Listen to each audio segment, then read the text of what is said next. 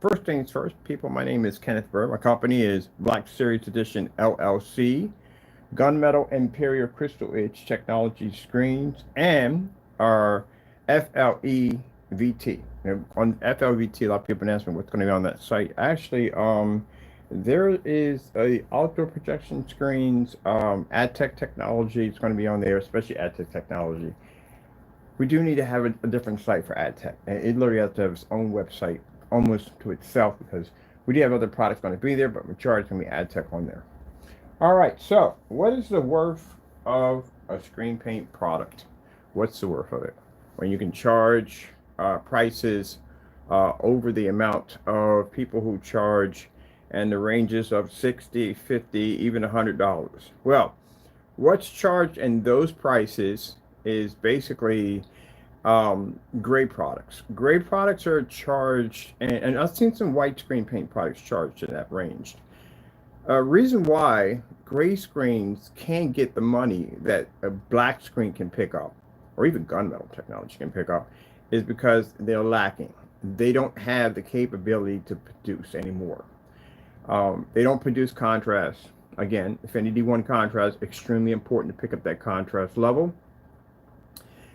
They have difficult time picking up on Pico projectors because, again, light source on a Pico projector is extremely low and very hard to pick up on gray screens because, again, the contrast color is very important. This is why I did these demonstrations with the 50 lumen Pico projector laying against our desk, which is also coated with our black technology, which is under the FLE Alpha CINEMAX. The surface you're seeing right now with the amazing display of the marbles, I think they're marbles, is basically a piece of glass coated with FLE technology. Entire desk and glass. This is my desk actually made out of a dirty piece of wood, plywood, and a glass window. Using our technology, and the projector we're using right now is a Sony VPL FH30, which cost me $300. That's it. So the advantage points of that technology is the fact that we don't require expensive projectors. We don't have to worry about screen door effects, whether the projector has a higher resolution to pick up better detail. We don't have to worry about contrast on projectors. Heck, we don't have to use HDMI ports if we don't want to. Take it outside if we want to. You've seen demonstrations. We literally have the most demonstrations outside on any other screen paint or projection screens. It's on our Crystal Edge page to check out the massive grid.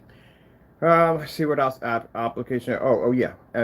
And motorized projection screens. We can literally expand the size of the screen due to the fact that we don't require the black borders, which cut down your screen size if you have a white or gray screen. Black screens don't have that issue. We can roll over a border and basically make the screen completely borderless, giving ourselves an extra 8 inches to the screen. I actually did it in a demonstration. I bought a screen that was 92 inches. It had 2 inches of each side, left and right, bottom, and of course the top has about 1 inch of it. If you count the huge mass of in between, there is about 2 inches in it you add to your screen. We were able to eliminate that due to the fact the technology is black. We don't need the border. Screen's black. On top of that, the technology gives you borderless capabilities, which means, again, no border needed at all, period, when you design your paint your screen in. You know, the headache the borders used to be a headache. A lot of people don't realize that once you paint your screen in gray, mine used to make gray paints at the end of the day, you had to have a border around it or the screen would bleed out. So, and white screens had the same problem too. So there are all these different companies that were selling this kind of velvet felt that you could put around your screen. They had paint, they had all kinds of stuff that you can get this border, so that way when your screen base expands out, it's trimmed off nicely because the black border would cancel it out. I think this is the reason why people thought black technology couldn't produce. Yeah, you paint that stuff with our stuff, man. What's going to happen is, we've done that one already. We've done that demonstration. Literally, we've done it. We actually painted the screen all gray and gave it a black border with our technology. And when it expanded out, our screen picked up color and contrast, and the gray screen washed out. And we actually did that. It was a reversal, something crazy we did for a demonstration. But anyway, as I said before, yeah, that's what it was used for. You had to put that border around it, because without that border around the screen, your screen would bleed out. Black screens, we don't have that problem because we are the border and the screen literally at the same time.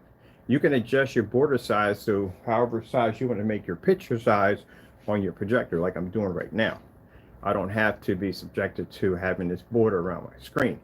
On top of that, if you're doing a 235.1 setting and you do this on a 16:9 screen, you're going to have these border, like these little strips from the top and the bottom. So you're going to get black border, you're going to get gray, which is the actual screen, because you can't fill out the whole entire screen because it's not a 235.1 resolution screen. It's actually a 16:9 screen. So you're going to have this kind of a zebra effect going off.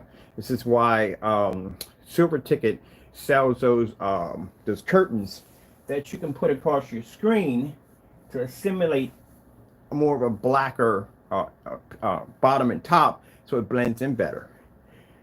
Yeah, we don't have that issue. I can do 235 on this. It doesn't make a difference because the screen's black. It has a border around it 24/7. You've seen customers paint entire walls with our technology. Number one, it gives you this massive giant screen to check out. But on top of that, you can change your screen size, your aspect ratio at will without worrying about basically, again, border issues, because you don't have it on these. Tables, yeah, you don't have that issue either. Tables absorb, you understand how much light a table takes in? You ever sit down at an office, restaurant, any place, and just look at the table and see exactly how much light a table actually absorbs? Just look at it. Go to a restaurant, there's this huge chandelier over top of you, you're looking at the menu, because that's be plenty of light so you can read the menu, right? So there's tons of light hitting the table. So this is what I like about doing demonstrations on tables, because with tables, there is no way for the screen to be able to hide. This is virtually impossible because there's constant light making contact with the screen. You can't do that with a gray. You can't do it with a white screen. That's when I first came on here and I showed you the 50 lumen projector. That's why I was laying the screens on the table to show you that gray screen's not going to read it. At 50 lumens, it won't register. At 4,000 lumens, 5,000 lumens, it's not going to register. Ultra short, though, it's not going to register. It's just never going to pick up because, again, it's past its time. Now, what makes our products worth it? Well, we could take out certified. See, people understand that. That's one of the most key areas. These are steps when you're basically showing off your technology. You give it the ability to do ultra short, though. When you do ultra short though demonstrations, you just don't do one ultra short though demonstrations. You have to show ultra short those where it's certified. So you have those tests that you know exactly how your product's going to be to perform against an ultra short though certified screen. You do ultra short though outside to make sure that, hey, if a customer may say, hey, you know what, I don't have a lot of room in my backyard and I might want to take an ultra short throw out there instead of a long throw, will this work? We already did it already. Optima GT 5500, we took it outside. Let me see what other things you're going to need at the end of the day. Oh yeah, and also with the certifies on top of that, consider the fact that this is an extremely expensive screen. So what is the difference between your product and a certified screen? And mind you, you must come correct with this because these are companies at the end of the day that do not play games. So faking it, cutting corners, trying to make their product look bad to make yours look good can get you in a ton of trouble. And I know because I sue people. I sue people for doing dumb stuff all the time. And I know for a fact that I know exactly all the rules and regulations to follow when you're testing a certified screen, that you do not cut corners. You stick them in the same environment. Everything is treated equally in the environment. That's why I'll come up sometimes. You'll see me take the screen and put it flat against the wall. Keep doing it over and over again. Make sure it lays flat because they have to lay flat. Because some of them have that kind of narrow viewing cone effect. And if it pulls up, if the surface is bent and had creases in it, this will disrupt the screen quality. A lot of things can go wrong. You have to make sure they're within the center of the screen. You can't have them too much to the left and too much to the right, because then it'll go dark on this side or go too light on this side. Yeah, it has to be right in the center of the screen. So with that being said, yeah, the reason why our technology at the end of the day is worth its weight in gold is because basically we can show that we can take a $500, under $500 product and take out a $5,000, $3,000, $1,500, even $800 screen. And we could do this in a range under $500 of 100 inches all the way up to 250 inches. So when we go before a customer who has very deep pockets and say, hey, look, change my mind. As a matter of fact, one of my customers, I've been friends for almost about 15 years, was going to pull the trigger on a $20,000 diamond technology. He's going to pull it. And he saw one of my videos, me talking back and forth about how we did all these tests on certifies, and he watched all our demonstrations and contacted me, sorry, Diamond, and contacted us, and he has our technology on his wall at 180 inches, and he has it displayed on a fully lit environment with a projector that he only paid $200 for. That's it. To this day, we had a conversation yesterday. I haven't called him in a while. We had a conversation yesterday. He said, man, I just thought about that. I thought about every time I walk into that room and look at that screen, I was going to sit there and drop 20 grand on a screen. These are people who have the money. They can easily blow 20 grand with no problem. It's nothing for them on a screen. 30, 40, 50, 60, they don't care. They got the money. But at the end of the day, everybody wants to save. And at the end of the day, people still want better quality. If you can get better quality, if a person comes up and he designs a Bugatti that is better than the Bugatti itself and far less, people want to buy that car. It's a better quality machine. Now, that's the advantage point. Oh, I love this. I just found this yesterday. The vantage point of our technology is the fact that, like I said, we can take out high-end screens. And it's the reason why we get what we get at the end of the day, because our technology shows that it's different than any other screen paint. Another thing that's extremely important, and I'm sorry if it ruffles the feathers of the others, but hey, it is what it is. You have to do the tests. Testing is extremely important. Because if you don't, you can end up in a live stream matching something and be extremely embarrassed in the process and then try to figure out how to fix it all, but damage has already been done. First impression is always last impression. So you got to make sure your stuff is tested, and that's what customers want. Customers want a product that's tested. That's why we have those batch numbers on there. That's why we have the test demonstrations that we display on our products. Another thing that's important, another one that's going to ruffle some feathers, because every time we say these certain things, we know people leave the room. And these are people who leave the room who come in here to watch, but they know at the end of the day that we're talking about you. That's why you leave. So I am talking about you. You have to put your products against other paints, which means gray versus gray. You should at least have 10 to 20 of these demonstrations already displayed to your site if you do not match an everyday house paint. This is something I go through every day on a Black Technology. I was literally on site and had somebody sit there and say, hey, black paint can do the same thing. I got my in my living room wall, it's black, and I bet you does the exact same thing. Yeah, I go through it all the time. I gave him the money. Go pick up some black paint, come back and meet me back here. He became one of our customers. Because we know we could beat that demonstration, and we've done it too many times to count. My site is flooded with black versus black demonstrations. That's a very important, extremely important demonstration to do, because that basically keeps you from getting sued. If you can't beat one of those demonstrations, you have to pull your site down. You have to try to make another product, rebrand something, but you can't continue to sell the same product, because then you committed fraud. And if you commit fraud, this means you're looking at a 20-year prison sentence if you're found guilty, and some very serious hefty fines. That's what you're looking at if you match one of these paints, because any customer can bring you up on charges on that. Very easy. So you have to be able to show that you're not going to match this product. Now, say if you do match it, then I would say the best thing to do is to pull your products down off your site, everything, remove it all, come back in with a new product, and then do all testing under the product that you failed under to reassure your customers that they're not being ripped off. Because last thing someone wants to do is pay for overpriced house paint. So that's why we have all our demonstrations on our house paints and all that stuff. As a matter of fact, there's another one that we put out. It's a challenge. Mind you, do you ever think about this? We're the ones that put out all these challenges. You ever think about that? We're supposed to be the scammers at the end of the day, but we're the ones who put out all the challenges and all the tests, and all the other people just get mad at us and yell and scream at us all day. But anyway, the other one was the hobby paint, apple barrel. Whew. My goodness, that's a brutal one. That's extremely brutal. We find some brutal tests, don't we? That is a $4.97 great paint that literally has a high content of silver in it. And if you fail on that thing, that's lights out for you. Because again, there is no way in the world you can come back. Well, you can come back from it. You just have to make a product to beat it. That's all. And this is not an easy demonstration to do either on top of that. So, yeah, it's not going to go well if you match this stuff. And if you don't do the demonstration, then it's just going to push your customers to go elsewhere. So you have no choice to do that one. But it's a very important test.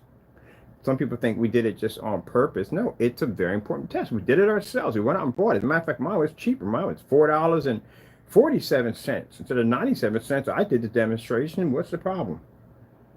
Well, yeah, okay. I was just wondering on that one. But anyway, as I said before, it's a very important test, because it ensures the customer, he or she, if she's purchasing a product, that they're not getting ripped off.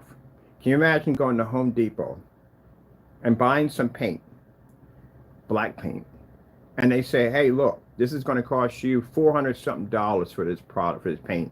And you're like, what in the world? Like, that's crazy. Like, that's way too much money. Well, what makes it so different that it's $400? No, it's just everyday paint. That's all it is, just everyday paint. Same thing for gray paint.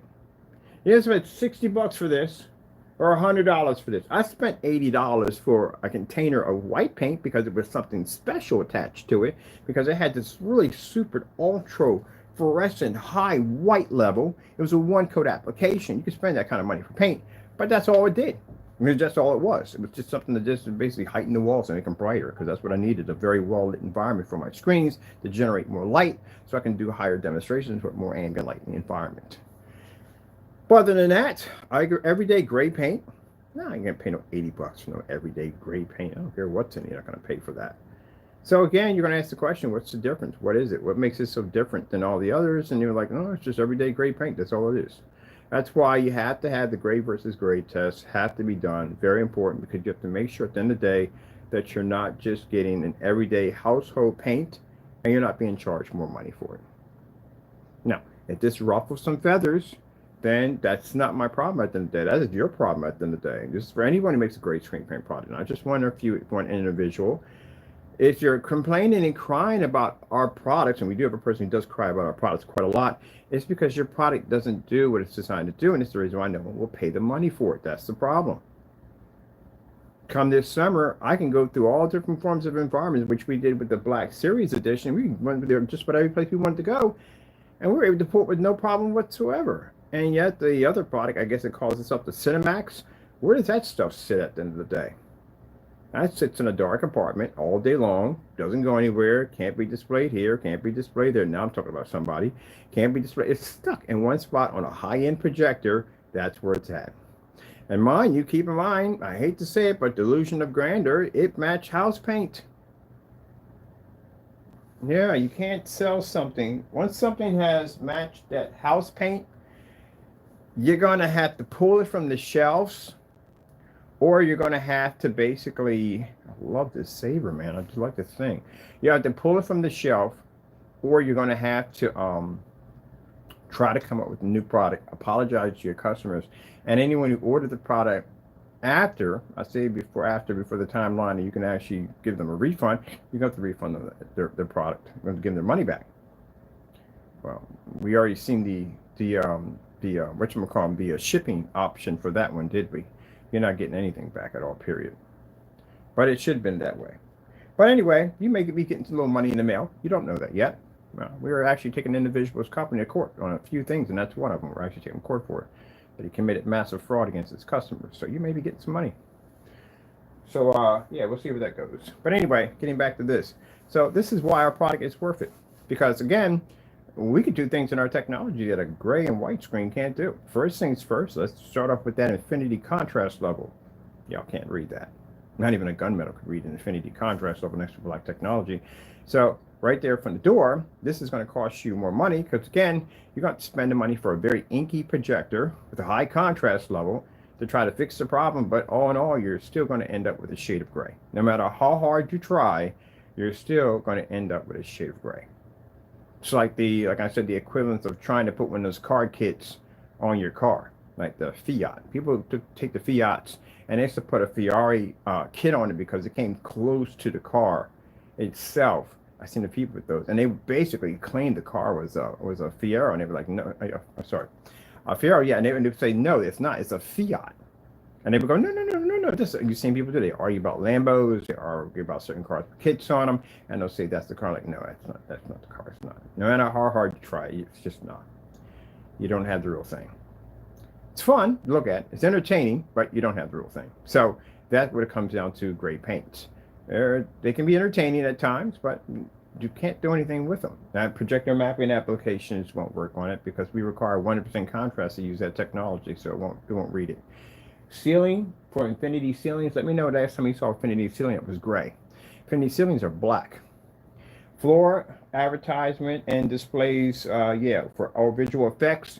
Can't use the gray screen on that. You got a ton of ambient light coming off a ceiling that's making contact with your screen, including windows. How in the world would you put up a universe or anything you need that involves contrast levels or even colors? Wow, I'm telling you, this is a really good display. I found this like a couple days ago. I'm like, wow, this is pretty cool. It got some beautiful colors in here. Whoever did this hooked this up. But anyway, as I said before, you can't use them for floors. It doesn't work. I've had conversations with companies that, yeah, we painted the floor gray. I've heard this multiple times about painting everything's gray because people figure that's an upgrade. That helps the white screen. No. We kind of showed you that in the demonstration at 50 lumens and 1,000 lumens, 1,000 to 1,000 contrast level projector. That, no, it doesn't work. You get the illusion that you're picking up color. Then once the black screen shows up, you're seeing that the gray screen washed out. Now, that's pretty cool. Who has this? Copyright free background video liquid sphere. Are you kidding me? This is a copyright free? Wow. I'm using this in all our demonstrations when we basically go from site to site. This thing is freaking sick. I'm gonna get a picture of this because I don't remember I jacked sometimes on my other phone. Get a picture of that. I'm using that in all our demonstrations. That thing is sick. That's one of the things I got a lot when I talked to other companies about why don't they have black screens, and the first thing that comes up, we don't have them, is because they can't generate color. They can't see white light. You know, you have to require white light in order to see color, right? So it's a must. You have to have it. So that's what they tell us. It's virtually impossible to run a black screen in a fully lit environment because it can't pick up due to the fact that there's too much light going against the screen. The screen is too dark. It's not going to generate enough high enough white level. That's where they're stuck at. This is why I know the industry would take them years to catch up to us because that's their mindset. That's what they believe on black technology. They have no idea how it works. That's why I asked those questions. That's why I was sitting there when I was talking to screen over in Ireland, Smartest Surfaces. I was asking them all those questions because I wanted to see exactly how advanced they were in their black technology. They can't take it outside. They can't use it with certain lumen projectors. So a lot of things they can't do with that screen. Can't paint at the floors, can't drop the ceilings, can't do any of that at all, period. So that just gave me enough information on exactly what I was dealing with. But the screen, we came up with the more advanced affinity level. Wow, freak is wrong phone at? I can never track that thing down. So this is why I dread getting a third cell phone. Can't keep track of that one. I won't be able to keep track of that one. This one, battery band, whatever. Come in here and just throw stuff all over the place, which I really got to stop doing.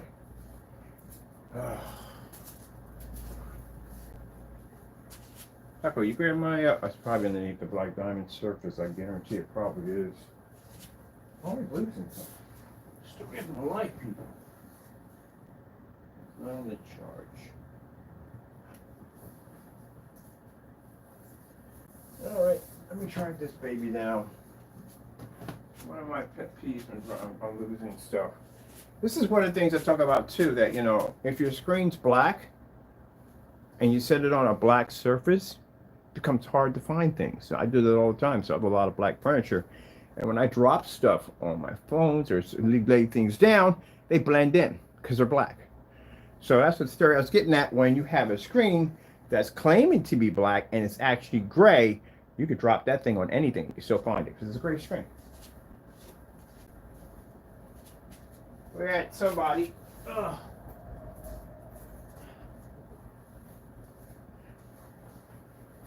An imposter.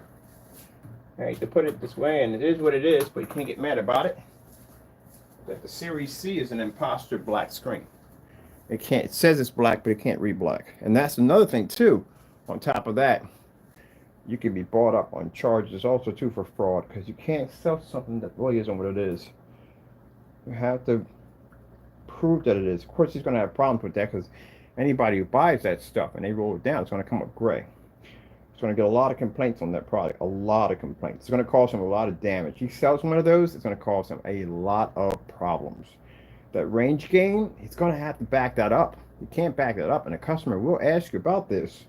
And if he can't back that up, this is going to get him a lot of trouble. There are a lot of things with a lot of trouble. Rear projection screen capability with a roller? Oh, heck no. Do you have any idea what that does to a screen? I don't care how smooth your rollers are. You still have to stop at one point. So when you're rolling back and forth, you're going to have to stop at one point. You're going to leave any imperfections that are on that sponge or that smooth roller is going to pop up all over the surface. Mind you, the foam roller was designed for like stains, you know, very thin, fine paints. When you're applying it to wood, things you're not going to be looking through. That's what a lot of people don't realize when it comes to rollers. I'll just get a smooth roller and I can roll this onto a front and rear screen, and it'll put up this beautiful image and a smooth surface due to the fact that the roller is smooth. No, the roller has has imperfections on it. It's a sponge. So this is going to leave imprints, little divots all over your screen. I know this because I've done these tests myself. So that's how I know. At one point, we tried to make a roll-on rear projection screen. It didn't go well because the problem was that the sponge left all little kinds of marks all over the screen, and this transferred to the opposite side. You have to use it with a paint can. It's the only way it works. So the reason why I'm saying this stuff because I know this because I've done all these tests already. So getting back to that theory right there. So if you roll over this, and the more rolls you put back and forth, the more imperfections that will pop up. Because mind, the screen is constantly drying as you're rolling over top of it. So this will have permanent streak marks, and they're going to pop up no matter how well you paint over a surface. They're still going to be there, but they're going to transfer through the opposite side, and this is where you're going to see the damage from there. So it's better if you spray it on. Can't roll it on, it's not going to work. And if you think you use a smooth roller, no, smooth roller was designed for stains, for when you're doing staining wood and all that, because again, this is not an object you're peering through. It's just a surface that you want to put on a nice smooth coating with a roller, that sponge, and you're using it with a very thin coating. For the person who came up with that genius idea at the end of the day, that's the reason why you never use rollers on rear projection screens, because it doesn't make a difference. If it's a smooth roller, it's still going to leave imperfections that are pushed through. So when I look at a screen and say, oh, we got a clean pass-through, a clean pass-through means when I look on the back of the screen and I pull up an all-white screen, there's no little specks of dirt.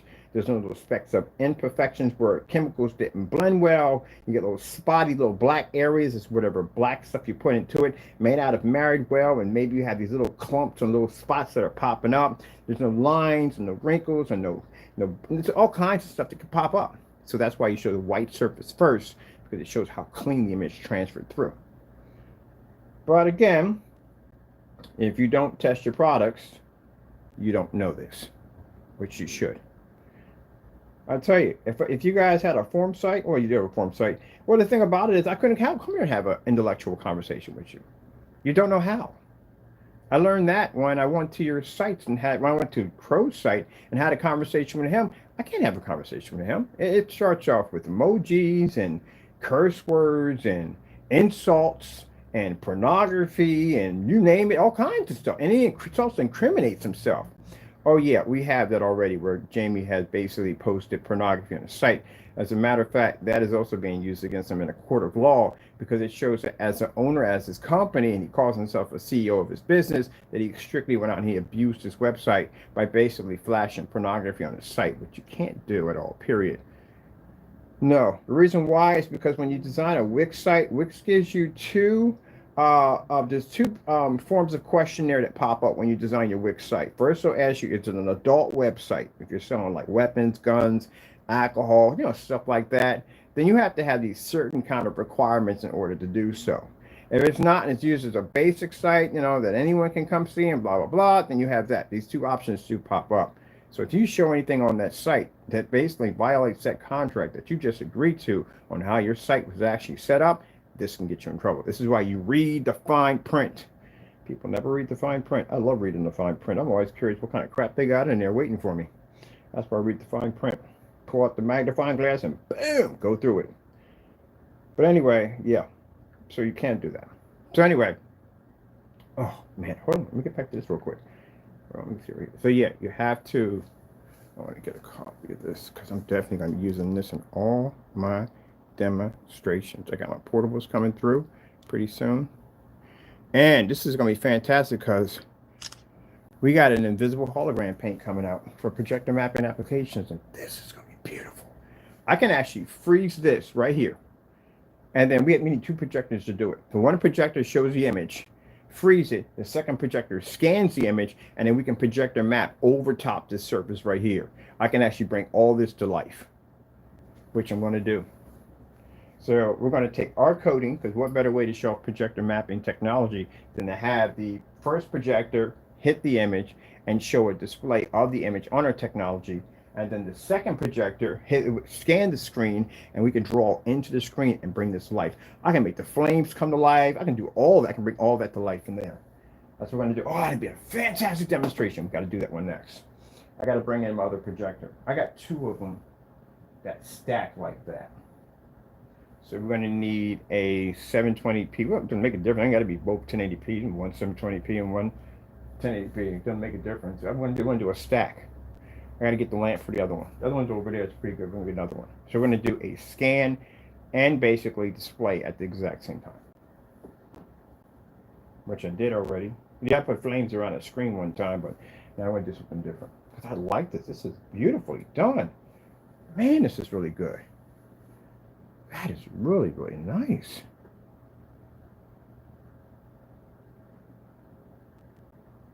Looks like some really cool video game. It does look really crazy looking video game.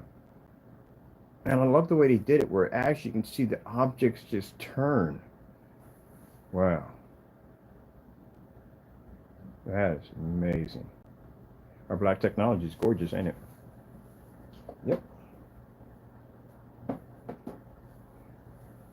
So we also get it all the time where we get, well, you're using a 4,000, 5,000 lumen projector. We get that all the time. Let me explain something to you about that theory right there. We can do it at 50. We've done it before, just on the table. Matter of fact, one of my displays for this whole table set up, it's going to be all Pico projectors because we're going to be advertising these portable screens. This is actually going to be doing a 40-inch screen coming out and a 50-inch screen, which is going to be designed for Pico projectors. So it's going to be like the projection home theater on the go, or basically redesign your desk, whatever way you want to put it. But anyway, that's what we're going to be doing, because all the Pico projectors I've seen and all the research I've done are on all white surfaces. Every single one of them. And every single one of them have to have the lights out. Color washes out. Contrast is definitely not there. It's a poor image. But our technology, made that thing look absolutely incredible. So that's why we're going to have a whole projector Pico setup on the desk. And this is the reason why I was going to do a 40-inch screen. We're going to do a 40-inch glass screen. But the problem was, when I was thinking about the projector, I was like, well, how the frick am I going to do this? Because the projector is going to be like, it's going to be sitting right on top of the desk, and then we'll have to take the screen and put it up in the air. So it's just going to be a headache. We have these all ultra short throws. You don't want a projector sitting behind you like this one right here. So you don't want that, so it's not going to work. So we couldn't do the 40s. But now we can see that the technology does extremely well in the Pico projector department. And then at 50 lumens, that gives us, this is why you go low and then you could rise high. You don't rise high, because again, if you rise high and your image only looks good on that level, then guess what? You can't go anywhere lower, because your product's going to suffer. This is why we got the low entry level projectors first. So at 50 lumens, we got a whole backyard to play in on what projectors. 50 lumens operates on here and here. 300 lumens is going to look absolutely insane.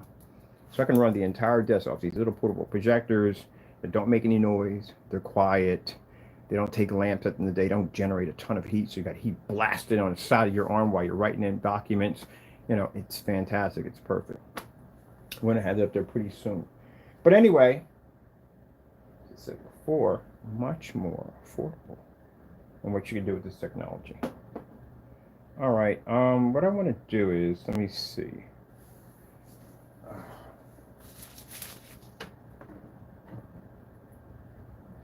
This is what we're going to be bumping into. Okay, thank you. What we're going to be doing is we're going to be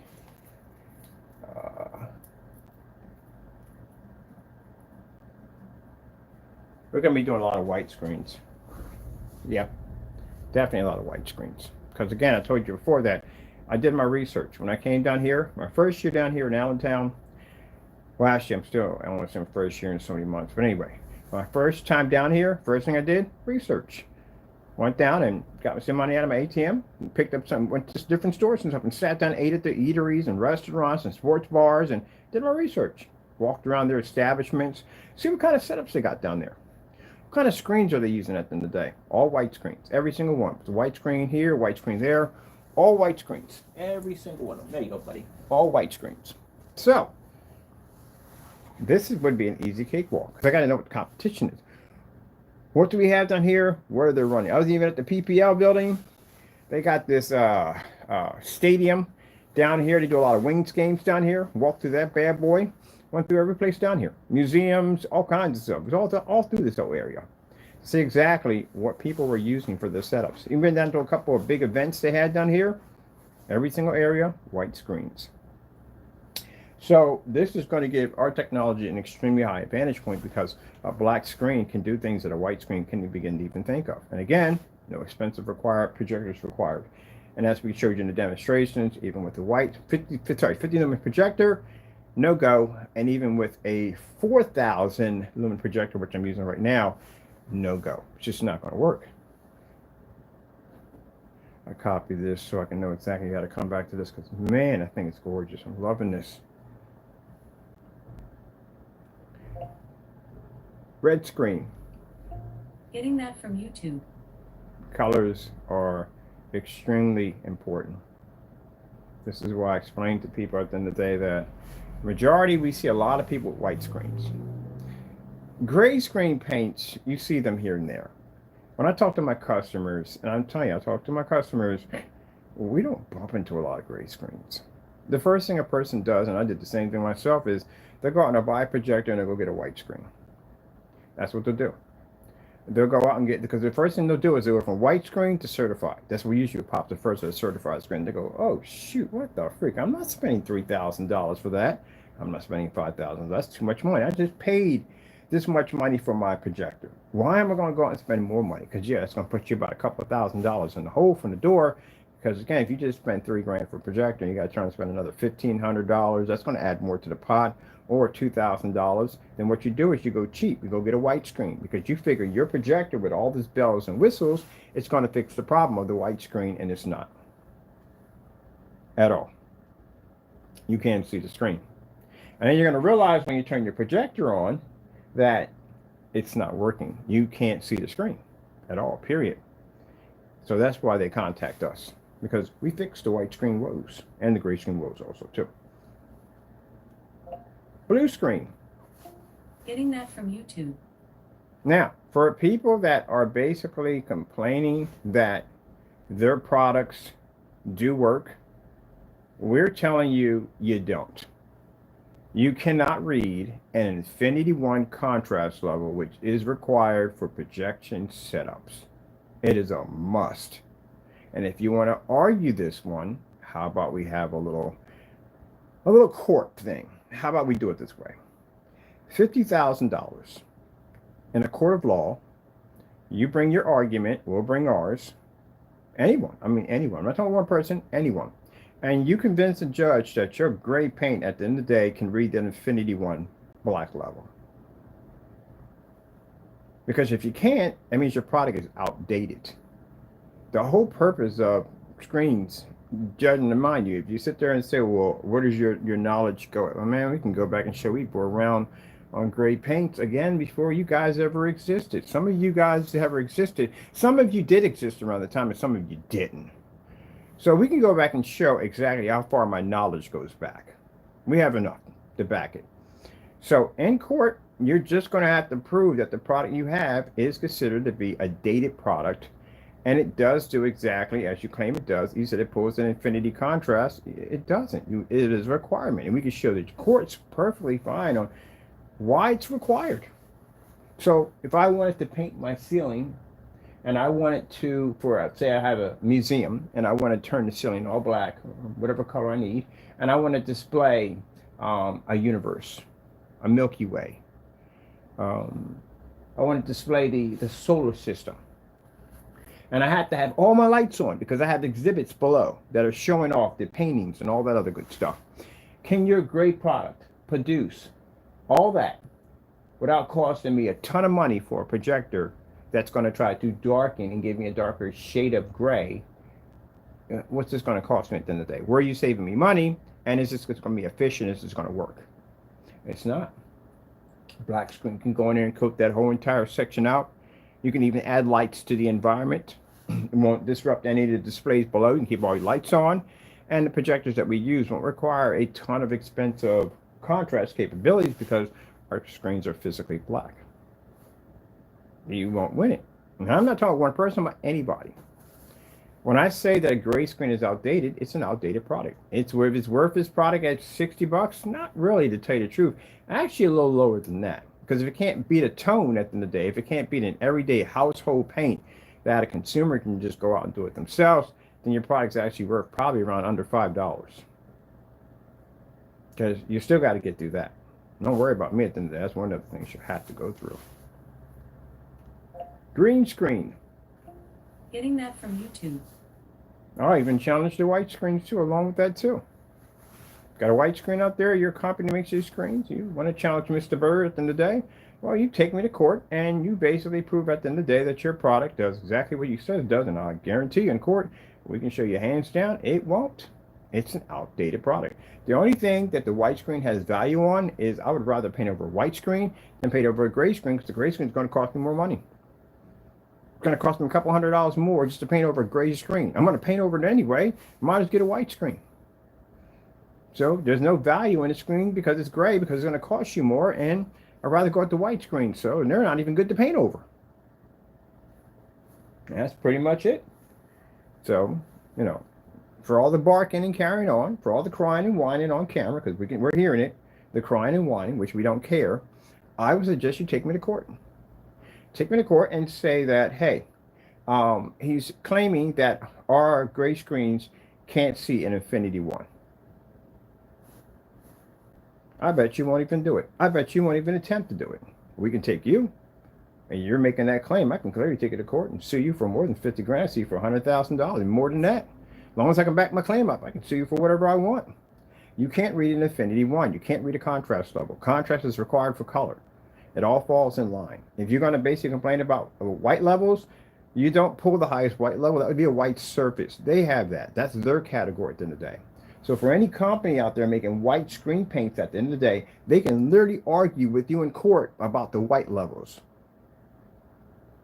We don't come out there and say our screen pulls a 100% white level, because that's virtually impossible.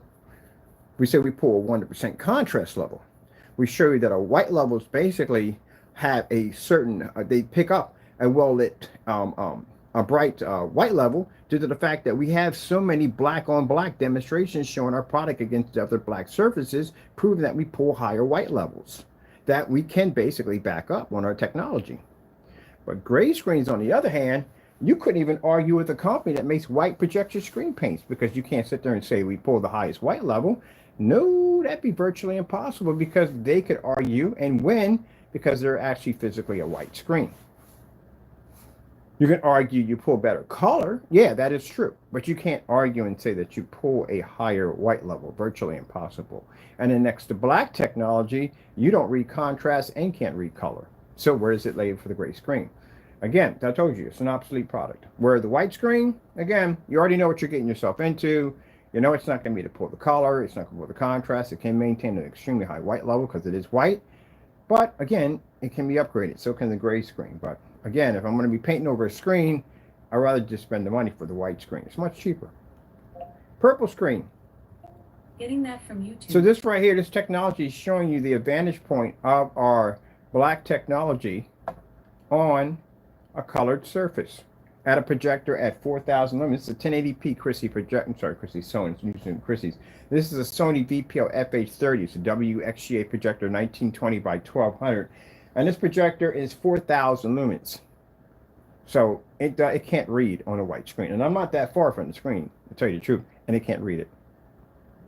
So that's the advantage point of our black technology on your everyday white screen. All the bells and whistles that this projector comes with, I can see it on the screen I have here. If I had a white screen, I couldn't pick it up. Let's go with slow color changer. Getting that from YouTube. You know, they get angry about that. They get better and angry about the gray screen. But look, there's a way to nip it in the butt. Let's go to court. Let's go to court. Let's get before a judge. All of you who make these great paints. Let's go before a judge. And let's talk about that infinity one contrast level. This is the reason why your product is outdated, because you can't read contrast. Want to argue that in court? Let's just bump it up a little bit. Let's make it 100 grand or 150 grand. See, I'm not that type of person at the end of the day that talks trash. Yeah, I'll put money up there. We can go for it. Not a problem. Just like I said, if anybody sits up there and says that our product matches black paint, hey, I'll send you a request. You can send us paint if you want. Very people don't want that. They don't want to be. They don't even want that at the end of the day. This puts you in it puts you in a bad situation, an extremely bad situation, that we request black paint from you to be shipped to us. That means we're taking you to court. That's what that means. That's what that stands for.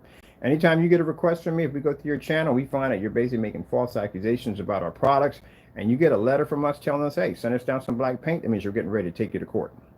You're already sued already from the door. That's what it stands for.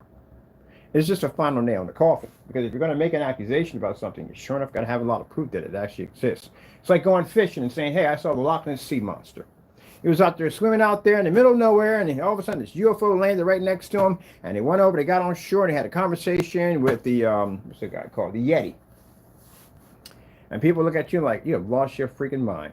What were you smoking when you were on that boat? I wasn't smoking anything. You got to back all that up. And people think you're crazy. Can't say a gray screen pulls an infinity one contrast level. On what planet? It's virtually impossible. Oh, there's our color changer right there. So also too, I can't explain this enough, but when you do demonstrations against a white screen, it has to be a massive difference between night and day. And also too, with the black paints, and this is the reason people buy our products, because again, we have these tests all over our website showing you exactly our products don't even match. Matter of fact, we have black versus black demonstrations in every single shopping cart. What you should be seeing when you buy a screen paint product, because you need to know if the product is not going to match everyday house paint. You don't want that. Let's go to our white levels too. 4K snow screensaver. Getting that from YouTube.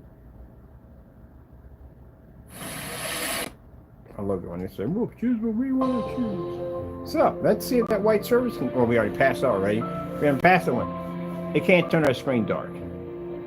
The only thing that comes up dark next to our screen is house paint. So that's how we know if someone's trying to mimic one of our demonstrations, claiming that's our product, they have house paint in the container. Because not even a white sheet of paper can turn this technology dark. And mind you, white pulls the highest white level. And we've done this at 1,000 lumens. You have to do that too. That's one of the requirements of black technology. When you do your white level test, max out environments, 1,000 lumen projectors. Did we do this at 50 lumens? Oh, we did do it at 50 lumens on the table.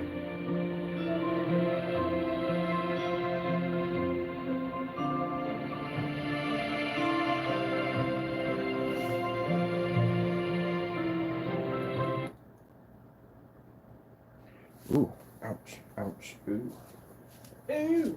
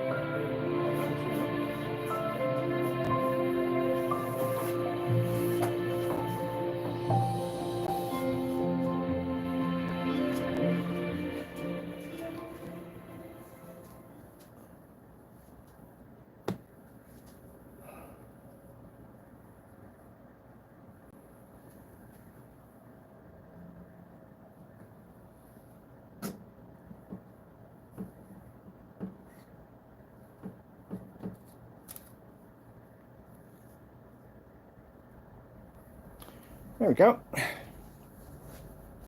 We have to do these all the time. That's black fabric. Once somebody said in the YouTube, oh, well, I'll tell you, I try to bring this up there, people. You're getting sued for that, by the way. My attorneys are basically rallying everything up to figure out what we're going to sue this guy for. Yeah, you did a demonstration about how a black surface does the same thing as my products, did you not? So I'm suing you for that, so you know that. There's a fellow YouTuber right now. We got massive lawsuits coming at him right now. A lot of lawsuits coming at him. And he did some demonstration about claiming that our products match a tablecloth, even though we've done these demonstrations so many times, it's not even funny. But yeah, I'm going to sue you for that one. Can't go and make false accusations about my stuff. Lost your mind. So as you can see right here, sorry to bring that up in there, but yeah, we have a YouTuber that actually filed a lawsuit against for doing dumb stuff. Sorry, several YouTubers. But anyway, that is black fabric. So, does black fabric match our products? Now, we used to give out a black-free blackout cloth.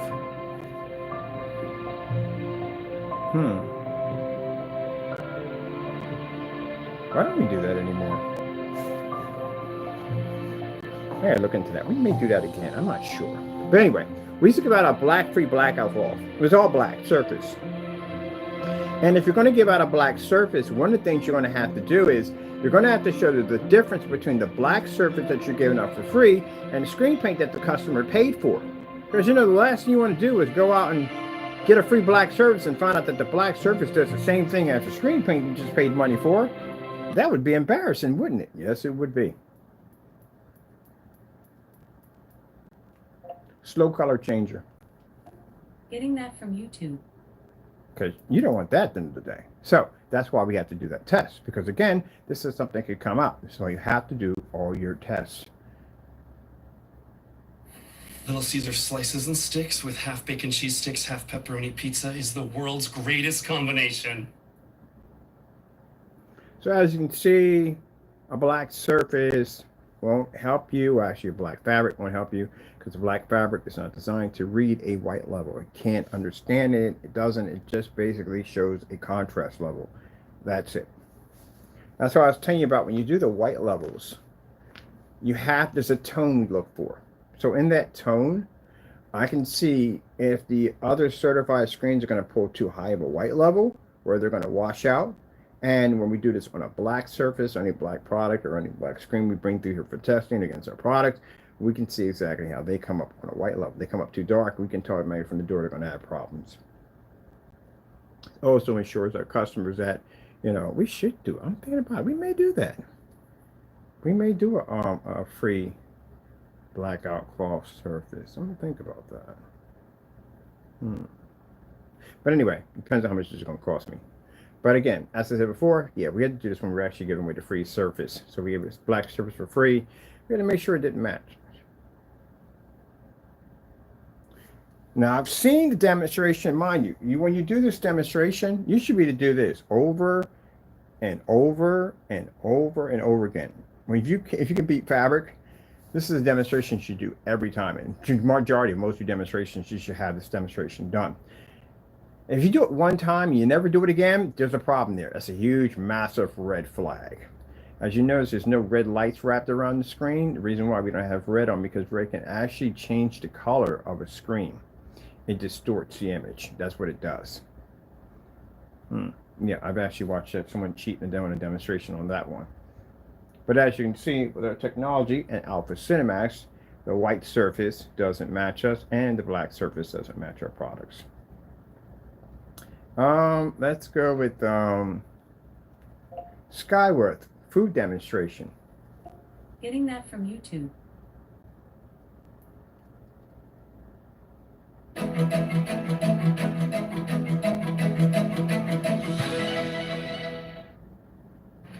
Tired of produce going bad? Ours stays fresh in the freezer. Bird's eye.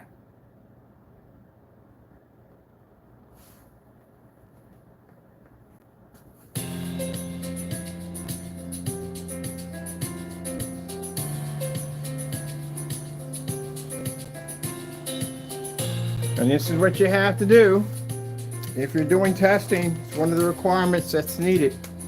You're going to have to show the difference between your product and everyday surfaces, fabrics, paints, mesh, film, plastics, you name it, you got to do it.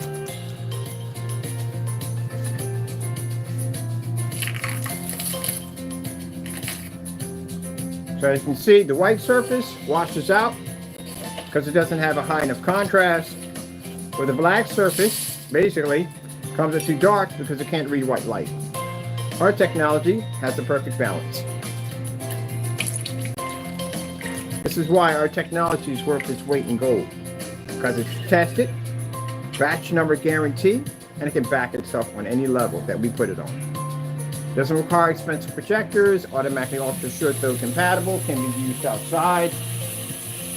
And this technology can absorb a ton of light. If you saw the demonstration with the two spotlights that were hitting the screen was still maintaining a 100% contrast level without washing out. That's why when you use gray and white screens, you have to be in a dark environment because your contrast level suffers.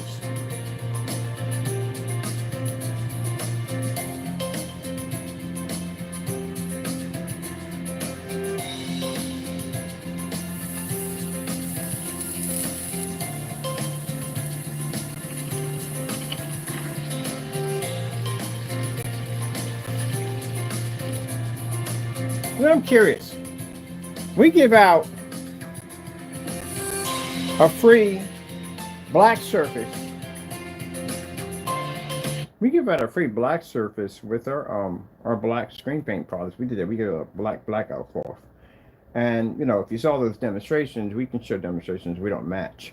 How come gray screens don't give out a gray surface, a free gray surface to paint over?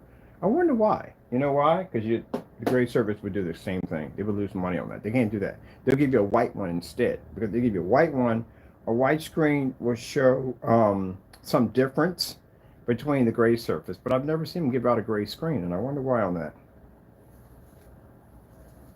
Questionable.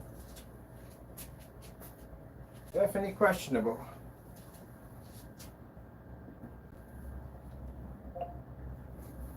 OLED demonstrations. Getting that from YouTube.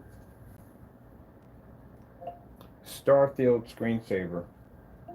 Getting that from YouTube.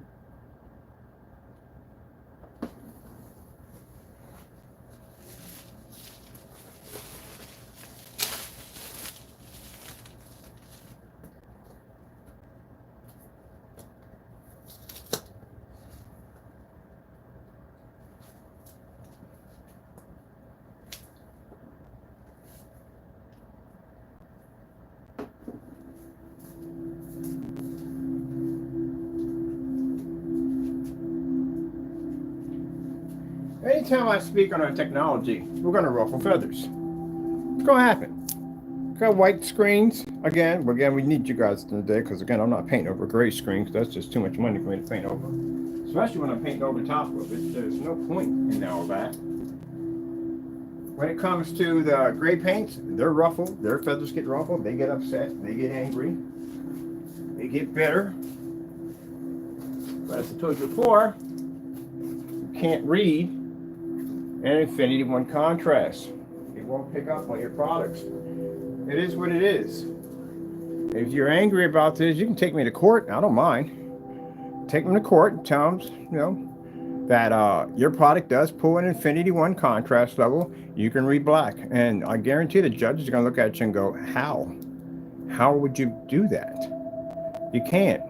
And the whole thing about screen paints and projection screens is contrast and color. The white levels, yes, is extremely important. It's very important for those white levels. Of our technology, white levels is important. But when people are striving for darker screens, they're striving for that contrast, they're striving for that color, and the ability to be able to pull ambient light rejection technology, which doesn't work on lighter screens. It won't function well.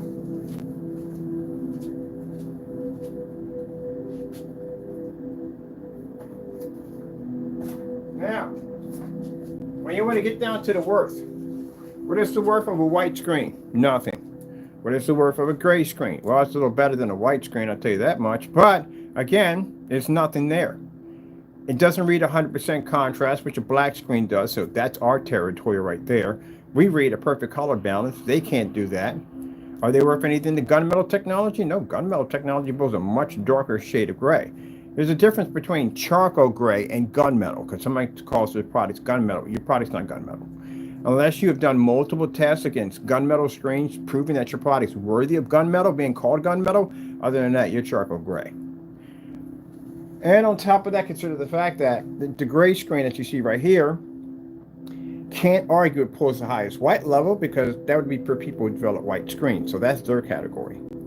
So what does a gray screen do? Absolutely nothing, because again, I told you it served its purpose. When all the screens were white and the gray screen paints came out, that would be the era that I was in at that time. It was fantastic. It did much better than the white screen. It pulled better color, it pulled better shade of gray. You can use it in a better lit environment, to be in completely dark environments. But then when the gunmetal popped up, that thing went obsolete. The only reason why it had a survival rate was because the gunmetals were extremely expensive. That's the only reason why. So now you got black technology out there. We got people who basically who buy gunmetal technology buy from us because again, we got a screen that's more superior than gunmetal. So where does the gray screen fall in that? Nowhere. It's a budget screen. It's an outdated product. And as for the white surface, well, pretty much if you're doing a side-by-side demonstration to show that there is an advancement over a white screen, anything could beat a white screen. That's house paint right there. That's hobby paint that I have in that container right there. That is the apple barrel. That's the apple barrel right there. $4.97 has a challenge sitting on top of it for any gray paint that feels at the end of the day, any screen paint, anybody who feels at the end of the day that I'm lying and I'm saying that your product won't react that way, you can do that demonstration live on YouTube. But be warned, I warned you before, it's a $4.97 product with free shipping on Amazon. So if you fail against this, this is going to damage your company big time. So it is what it is.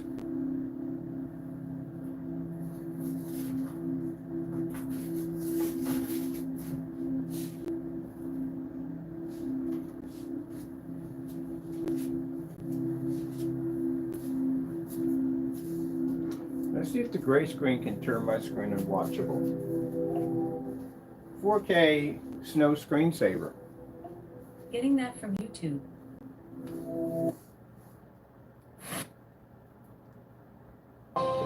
Nope, can't do it. It is virtually impossible for a gray screen to turn on black. Our black technology unwatchable? No, not going to happen.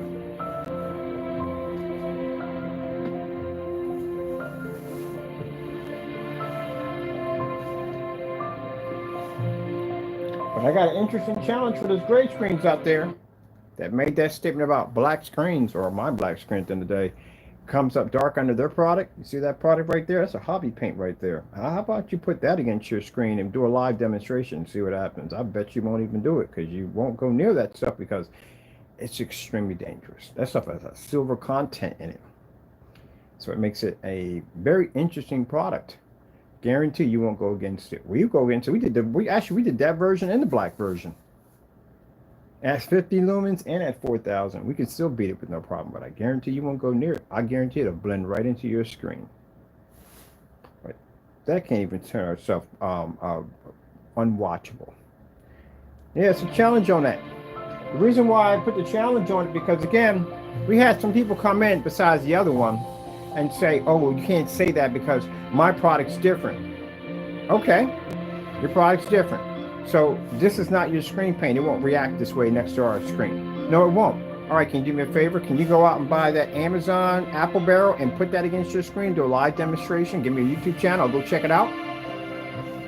I haven't heard anything else back. Nothing, not a thing, nothing at all. Because you'll match it, that's why.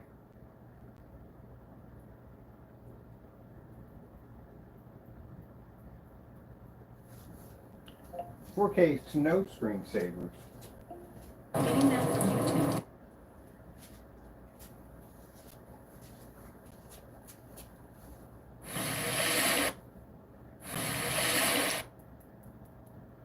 See if this makes my screen unwatchable. Nope.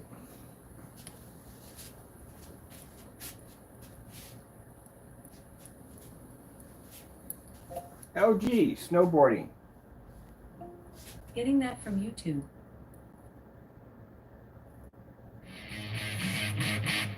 See, this will work.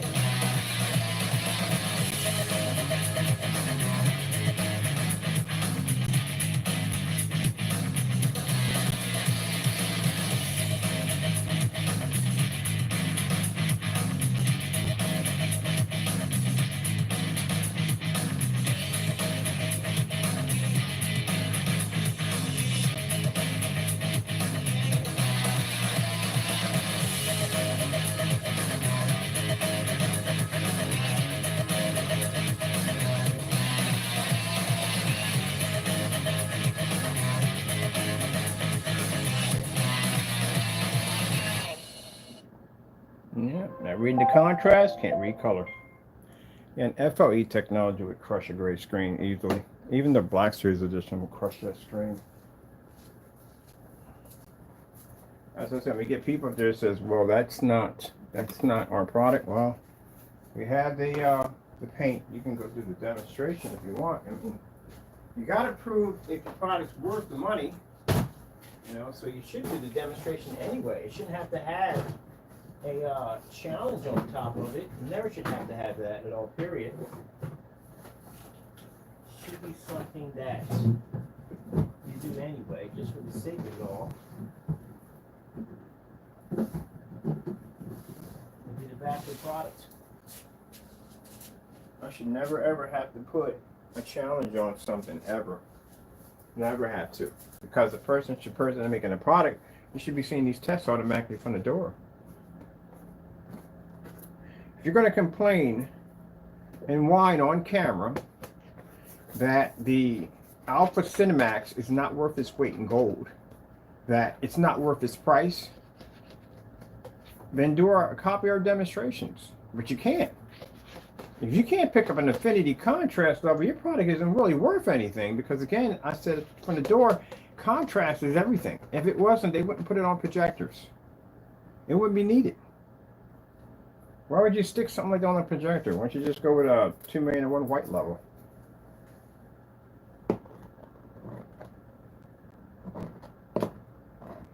There we go.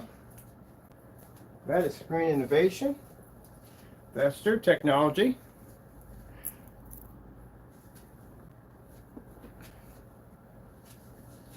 It's a side-by-side demonstration to our technology.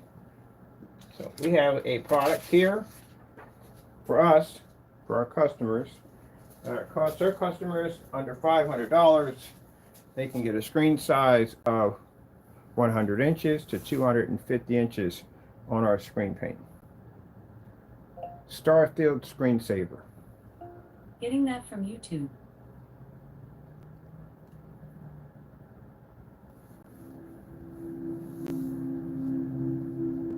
No expensive projectors required. Basic, our contrast on our projector is a 3,000:1 contrast. That's it. That's on the Sony's at 3,001 contrast. So we don't need all that. And both screens are being introduced to light. We have our overhead lights. As you can see from the top of the table is a little lighter because it is taking in more light because it's laying flat.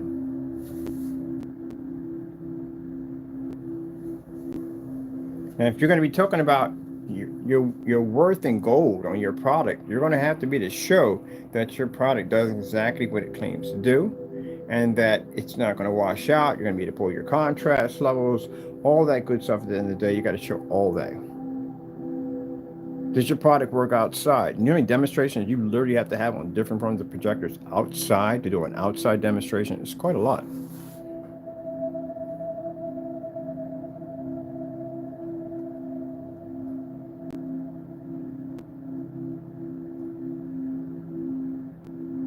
It's like someone, I'm not trying to argue you Kia drivers, they don't take this offensively, but it's like a Kia owner arguing, an owner, let's say a person who sells Kia cars, upset because Lambos sell for the price that they sell for. So a huge difference in a Lamborghini and a Kia. Massive difference. This is the reason why we get the price for our technology, and it should be much higher than this, is because we can show a massive difference. A gray screen could not touch our technology any day of the week. We couldn't touch us. We literally give away free gray paint for free. That's how much it's not a threat to us. We buy other gray paints put against our products, not a threat to us. As a matter of fact, all the paints that we put against our products, we make them challenges for other gray screens and they won't touch them. That shows you the level of black technology where we're at. So for any person's going to sit there and cry and whine about, oh, a 20 ounce costs so and so and so, you would get that much too if you could back your product up, but you can't. So consider the fact your very gray screen, I give that away for free. And the stuff that we test, we buy, and we buy a lot of gray paint to put against our screens. We turn them into challenges. The apple bottom test hasn't even been done yet. We seen the network gray. Oh, we seen the outcome of that one. They didn't go well. Didn't go well at all. As a matter of fact, keep in mind, he can argue yellow tones all he wants. We're challenging his company in court, and that's one of the topics that's going to come up in court on how he ripped off his customers, on how he had a product that matched the house paint and he didn't remove it off his site and continued to sell this product and continue to rip his customers off. So he's actually going to court for this. It's actually in the complaint we filed. So getting that courtroom and explain to a judge a yellowish tone, I guarantee you lose. You're going to have to show huge amounts of evidence that you didn't continue to sell a product after you ripped off your customers. That's like, you know, someone selling tainted meat. There's a recall on this product. They found out that it was tainted, high levels of salmonella and E. coli was in the meat, and they put out a recall. And the store decides at the end of the day, they don't want to get rid of it. They're going to keep it. They're just going to reset the dates on it, so that way it looks like it's new, but it's poisoned meat. And you know what it is, but you don't remove it. Just like that house paint product. You knew it matched house paint. We all saw the demonstrations. We saw you remove the demonstration to try to hide the evidence, but yet you continue to sell it as if it never even happened. And therefore, that's when he committed fraud. That's why his company's going to court. That's why I say you may see some money. Because they're going to track down all the customers, anybody and everybody who's affiliated with that product. That's what they're going to do. Now, getting back to this technology right here, yes, this is screen innovations, a panel surface.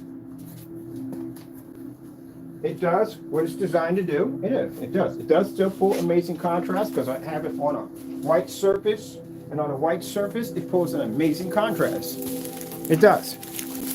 But does it pull an Infinity 1 black level? No, it doesn't, because the screen's not black. That's why. Now, if the screen was black, yeah, they would pull the Infinity 1, no problem. They would pull the contrast, it would pull it, no problem whatsoever, because they're a black screen, but they're not a black screen.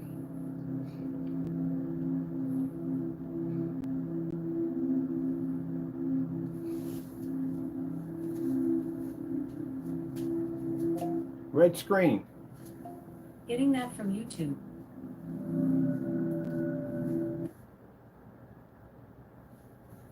Contrast, 100% contrast means you have color balance. The guy in OLED, I swear I love this guy so much, he said it so perfectly. He said, in the black is where you see true color. Not in the gray, you see true color. Not in the white, you see true color. In the black. OLED is one of the most desirable technology when it comes to everything on your phone. My phone has OLED screens in it. Monitors they want with OLED, TVs, VR glasses, and then your screen's gray.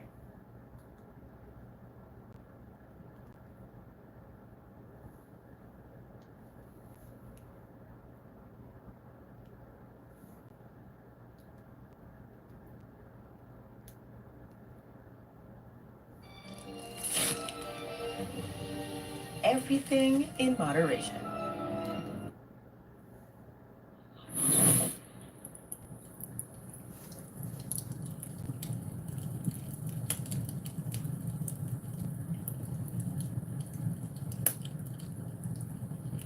That's why I say it's interesting to see the Diamond technology come up with a black screen. It really would. I would love to see it. I think it'd be quite fascinating. You just have to figure it out. And I'm pretty sure he's probably working on one. But I would love to see one. Because if Diamond develops a black technology, like I said, out of the, people ask me, all the gunmetal screens I've tested, which one would be the best? The Diamond's the best technology. I do say that. They are the best technology when it comes to any gunmetal screen I've ever tested. Mind you, they're the ones that actually caused us to change gears. We were gray screens at one point. We changed gears to darker technology because we saw the advancement in their technology, what they saw and what we see now. So with that being said, hopefully they change gears and they convert and get a black technology, because if Diamond is a black technology, guess what else? Everybody's just going to fall in line behind them, and they're going to get one that certifies. Are going to fall in line and get a black technology also too. And you're going to have a whole nother category of screen, which is going to be black.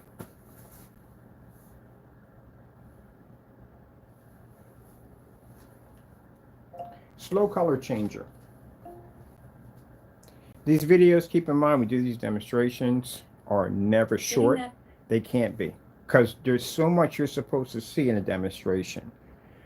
There's a lot you're supposed to see. People go up there and do these fast, quick demonstrations, and time just, no, that's not a demonstration. That's pretty much a cartoon at the end of the day. You're not really seeing anything. You're not getting any information. They're not explaining anything to you. No, it's like watching a kid trying to sit there and read a book report in front of a bunch of kids. He's going to be nervous. He's going to afraid he's going to fail. It's just going to be a catastrophe.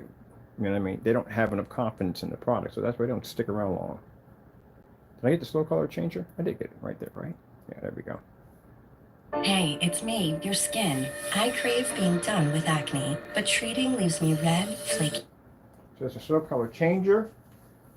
So, our product, is it worth its price? Yeah, it's worth its price. It's actually worth way more than its price, because we don't charge that much for it, because I want to make a product that everybody can afford. I showed you the difference between gray screens versus our products, the difference between white screens and a high performance certified screen innovation panel. And again, our technology for gray screen or white screen are complaining at the end of the day that, hey, it's not fair because you get paid for your price for what your product is worth. As a matter of fact, you are way less than that. You match, one of the guys match house paint, so you're way less than that. And if you're afraid to do the challenge on the gray paint that we have over here, you're definitely way less than that. You have to prove your product's worth. How many certified screens have you tested against your products? I haven't seen any. I've seen one demonstration, the screen was all wrinkled up. You can't have a wrinkled certified gunmetal, because what happens is it distorts the picture. It has to be basically with no wrinkles in it. And you can't be in a dark environment. I've seen people in super crazy. Why are you in a dark environment to begin with? It's a certified screen. It has ambient light rejection embedded into it. It has the ability to pull up in a fully lit environment. I see that a lot where people will basically try to put their screens in an environment that's comfortable for them, because they can't work in the screen on the other technology because they can't survive in their environment. That's why. That's why you guys are constantly in these dark environments. Black diamonds can pull in fully lit environments. I've seen them. Got it here, and it's pulling up in a fully lit environment. Any gunmetal technology I've had in my possession can pull up in fully lit environments.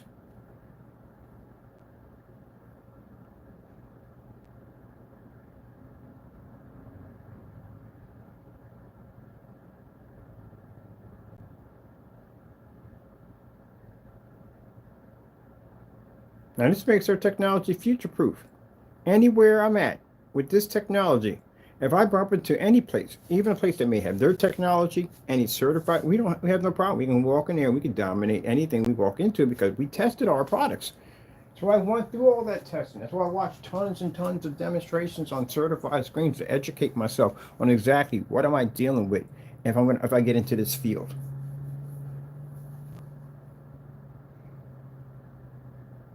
And gray screens, please, you don't need to talk. Some of you really don't need to talk. Your cancellations are enough for us at the end of the day. You can't back your products up. No one will buy from you if you can't back your product up. If we're getting cancellations and, gee whiz, the shenanigans, I still can't believe we're moving an entire state afraid to go near this product. We look at you now as trolls. We don't see you as, the other ones we see making products, we see them as making products. They do make screen paint products. Those two individuals, you're trolls. I can go to eBay right now and I could buy from them and won't even have a problem at the end of the day. I could buy from anybody and not have a problem. We come to them, we got all kinds of problems. We got states for being removed out of shopping carts, massive cancellations, people cursing on receipts, sending emails with all kinds of slander and nonsense on them. That's what we do with them. You guys are not really professionals. You're not businessmen in the day. You're trolls. That's what you are. Right now, I bet you the only thing you could do right now is just get on channels and just talk trash about my company, because in the end, you don't have anything. No one's touching your stuff. So all you have left is just basically just to talk trash. That's it. That's all you have. Me, on the other hand, I can come out here and talk it and back it at the same time. You can't do it. I just did some demonstration about something. A couple of days later, we just built the desk and built the glass screen and showed it off on 50 lumens projector. So the difference between me and you guys is in the day that I can come up with new products, test products, pass new products, and at the same time, back my company 100%. Where all you guys do is just go in and just talk a whole lot of trash about absolutely nothing, get mad, get angry, and just troll all day. That's why we don't consider you guys to be real projection screen companies, Roger and Jamie. So we don't get you mixed up with the other people that are respected people who sell products. Like the people over on eBay who sell their products, those are respectable people who sell good products at the end of the day. Now, yes, they are outdated because they are gray, but still, they sell good products. And they're professionals in their field. These guys are not professionals. That's why when they ask me, how come you won't go over to one of our sites? We won't go over there. You're not professionals. I go to all kinds of forum sites and have chats. We don't deal with that nonsense. People in there are adults. They're not kids. If I have a conversation, I'm not met with a bunch of emojis. And you've seen the conversations we have with Jamie back and forth on his site. We record everything. We're sitting there talking to him normally. And this guy's just ranting with the same thing over and over and over again. And the pornography and the cursing and the emojis and all the memes and stuff. I'm like, wow. Yeah. Okay, let's get out of here. Let's go. And then you turn around and you self-incriminate yourself in the process. Yeah, it's just very unprofessional. Very, very unprofessional. And you've seen the email we received from Mr. Rogers, who called himself being a professional too, who called me all kinds of curse words and carried on and acted up and claimed he was going to sue me and all this nonsense, which is funny because now we're the ones suing him and taking him to court. And we're still waiting for his attorney to contact us, which we still haven't heard anything, as usual. But anyway, gentlemen, what happens is you guys try to you make these fast products. That's what you do. You make these really fast products, no testing, nothing attached to it. And then when they fail miserably on camera, which they have a habit of doing, it's you get mad at everybody else for it. Everybody else is to blame for that, for your product failing. You don't want to take any responsibility for it. And you're mad because other people's products are selling better than yours. Pro HD screen paints. We tested them against Jamie's paint. They crushed his paint. I didn't have any problem buying from them. Never go through any of that whatsoever. Company we dealt with over in Ireland. Very polite, very nice, very professional. Had a nice conversation back and forth. Got the product over here. No, it didn't beat our product, but man, that thing is something else. I'll tell you right now. Any gray paint at the end of the day, you might want to go against that one because that one's a doozy right there for you. And you definitely don't go near the certifies. The certifies are good. The Continental screens are good. Let's go with 4K Snow Screensaver, so you can turn to the dark. Getting that from YouTube. I'm going to go with that cottage first.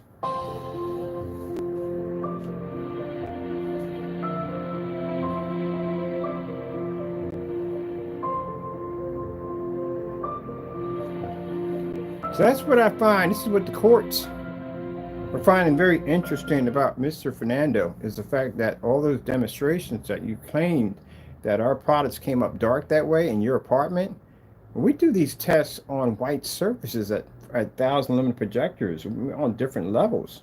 A white surface can't turn my screen looking like yours, like you claimed that's our product. And a high-end certified screen like this, like the Diamond technology, it's not turning our screen dark. And even gray paint, which we do a lot of testing on, doesn't turn our product dark like that. The only thing that will come up dark like that is black paint. That's the only thing. Only reaction comes off our screen. So with that and the certified letter we sent to you, it's an open and shut case. Mind you, Mr. Fernando is being sued for $10 million in civil court for his for that nonsense he started. A lot of money to be sued for. Yep. But yeah, this is why our products are worth their weight in gold. We can back our products up 100%. Skyworth food demonstration. Getting that from YouTube. Let's put this one right here. Put that there. And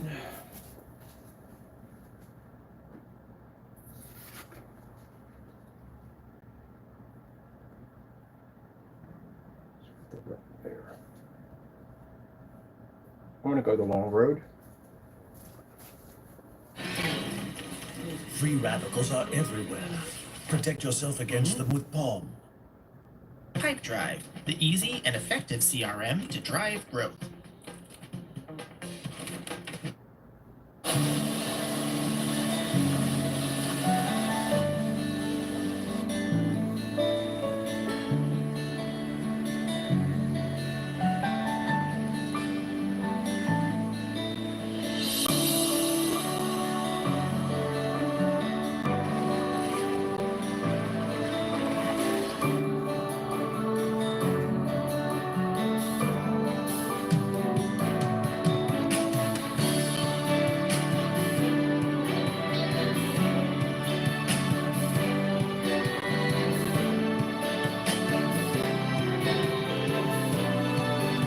Now, are we claiming that our technology will pull a higher white level than the white surface or the diamond? The diamond say pulls a higher white level because it's a gunmetal technology? No, I'm not going to say that. That's just stupid. We pull better contrast and color? Yes. White levels are much higher than ours. So, no, we're not going to say that. We say at the end of the day that it doesn't turn our technology dark where it's unwatchable. This is a claim that this individual put out, that our technology is so dark, you can't see it, the screen's unwatchable, stuff like that. This is where he's going to have to back that up in court. Again, it's a $10 million lawsuit if he messes up. No, we show you how it is. I don't like to cut corners or do anything. At the end of the day, it's going to fool you to make you think you're getting something that you're not. You know, like talk for hours about a yellowish tone that doesn't even exist, or basically darken an environment and use a 2 million to 1 contrast projector to fool you. You're going to pick up a contrast level when literally you're just not going to see it. We don't do that kind of stuff. Let me show you exactly what you're getting.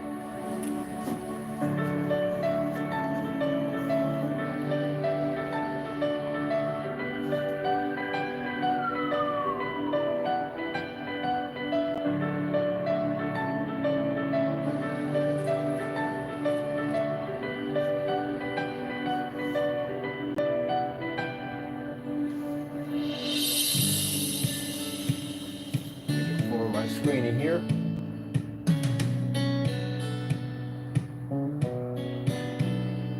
I get enough of my screen in there.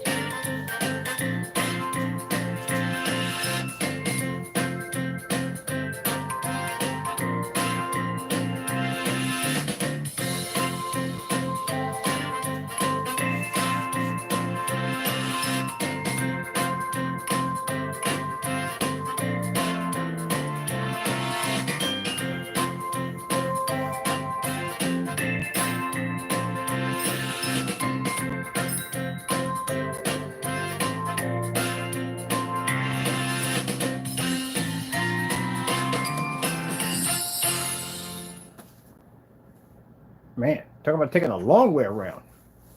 Yeah, we don't basically shy around the demonstrations.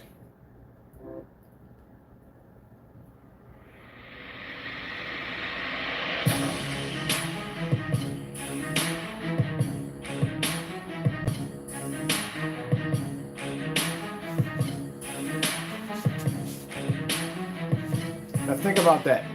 If the Series C didn't cancel out so fast, it'd be facing this technology. But we couldn't get it because they got afraid and they removed the state out of the shopping cart. That's what it was going against. Besides, that stuff is gray anyway, so it wouldn't have passed any of the tests. I don't even know what we're going to test it on. Great paint, maybe? I don't know.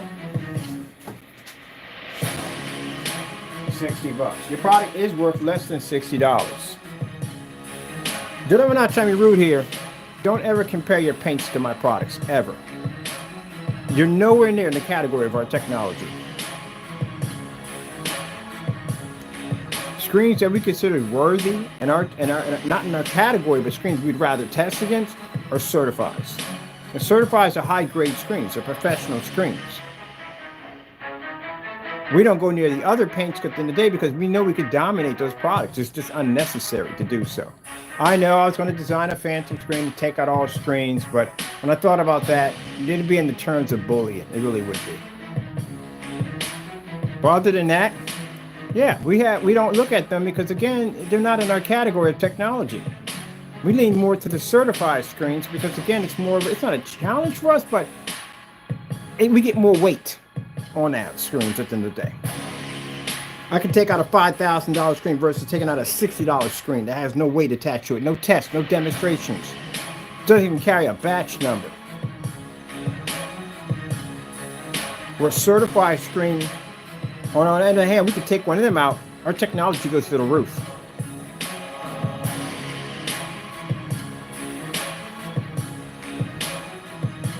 A white surface gives us value. You know why? Because every screen that I bumped into are white screens. People sit there and lie and tell themselves, and I did it myself, I'm saying just y'all, but I did it myself, thinking the projector is going to fix it, and the projector couldn't fix jack at all, period. I still got a really crappy white surface. Didn't work well at all. Let's go play around with the Apple design.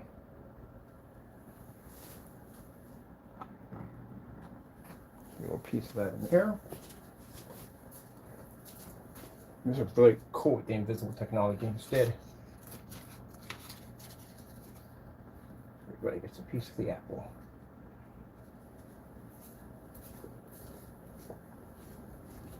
Still got to register that contrast level. Still have to bring it up. Like I said, if companies out there, if you're depending on the projector to fix your contrast, this is extremely bad mistake. An extremely bad mistake. Because when you're faced with a screen that can read already in an Infinity 1 contrast level without the help of the projector, any projector that we use on a screen, as long as it's name brand, it's going to, because the Sonos knockoffs we don't use. As long as it's name brand, any projector we use will have the Infinity 1 contrast. It will have a contrast capability way better than the projector you paid all this money for. This is where we save our customers a ton of money.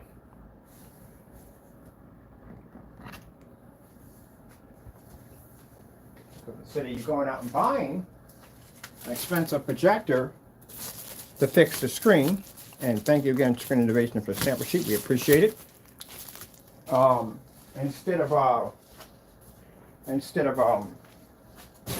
you're buying the expensive projector to try to fix the problem, this is going to cost you money.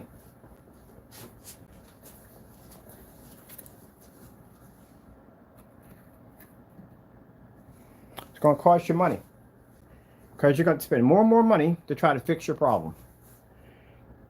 That's the vicious cycle of the projector and screen right now.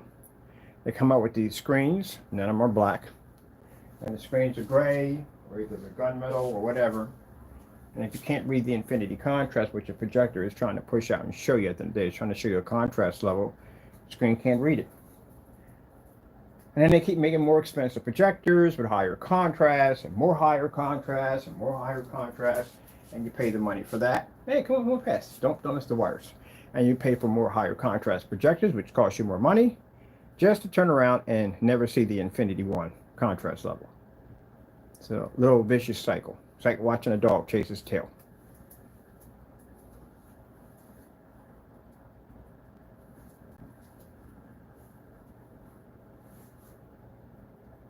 So you can keep buying more expensive projectors, higher contrast, you just won't ever see it. Ain't that right, Mr. Man? Ain't that right? Come over here, you snuggle-noggle growler. You snuggle-noggle. Mr. Snuggle-noggle. Mr. Snuggle-noggle. Some of his old pet nickname, Snuggle-noggle. Yep, you can't see it.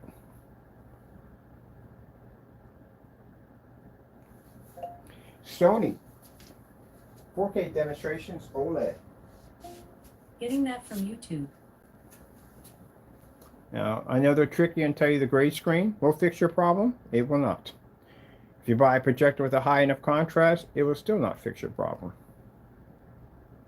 T sensitivity is so common. It immediately feels like somebody's poking directly on their nerve. I recommend Sensodyne. Can any of the surfaces turn our technology unwatchable? Impossible.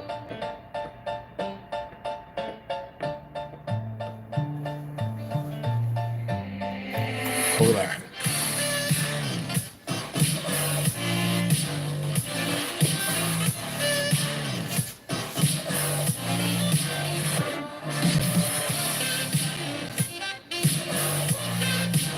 That's why it doesn't make a difference if they argue that we're using 4 or 5. It doesn't make a difference. You can't see on that projector either way. It doesn't make a difference what projector we use on a demonstration. Gray screen and white screens, even certified, y'all can't read it.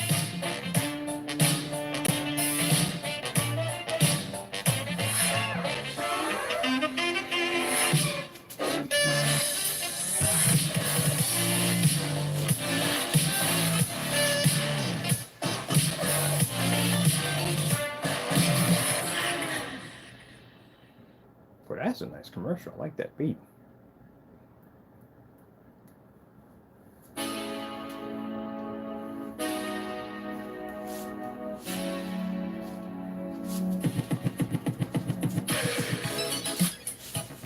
I can't wait till on site this summer. I'm gonna have a ball. Yes, we're gonna do a strip of gray and a strip of white. Even though we're never going to see gray, but might as well.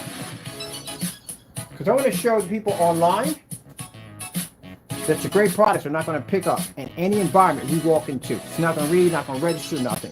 Which means if you make the statement that your product works for commercial projectors, you lie. This is a commercial projector, by the way.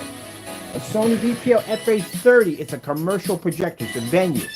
You can't read on that projector. So you can't put that in there in your specifications that you read on venue, because you really don't. Now, you can say, well, I pick up an image. Yeah, you do pick up an image. But what if the customer wants to display something ultra black? Will you read it? You won't. So that means you can't read on the projector. You can't just say because we read red, blues, and greens, and you can't read black, then my projector works, then my screen works. No, it has to read everything, including black. So you don't work on venues.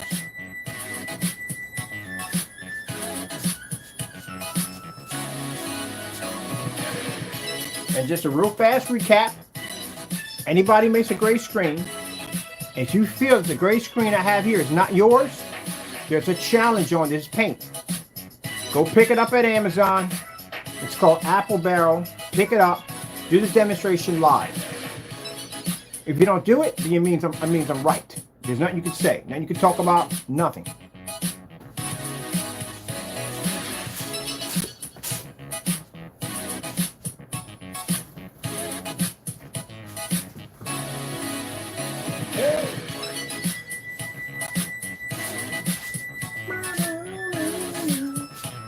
I can't wait to start working on our 40-inch portable screen sets I've done all kinds of venues, all kinds of home theaters.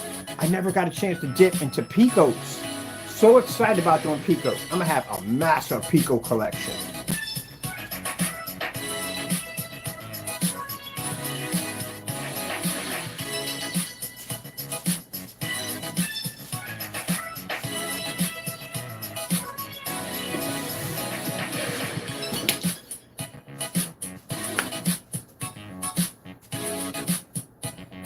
Oops, no, I just did just fall over.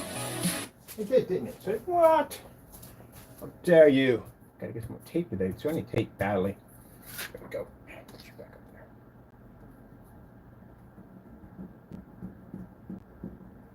That's why when I saw somebody do the Pico projector, they had a projector sitting on their bed. They had the screen on a standalone. There was nothing there to compare it to. If I take one of these Pico projectors and I put it on an all gray screen like we have here, you wouldn't be able to tell the difference of much at all, period. But if you put it against another superior surface, then you'll see the difference on exactly on where the gray screen fails you. That's the problem. You see a lot of standalones. I hate doing standalones because, again, everything I see on camera, it could be taken as a lie. That's why I like to do the standalones.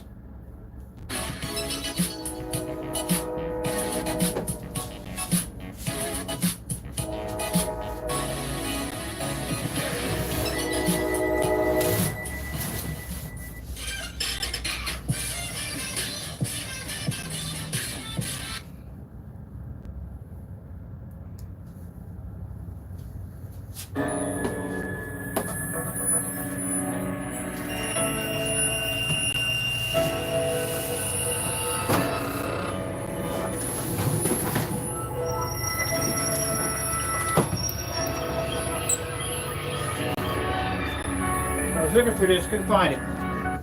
All right, so, mind you, the paint we have right there, this is what it is. I was looking for it. This is what it is. We buy great paints to put against our own screens for demonstrations. We do it all the time.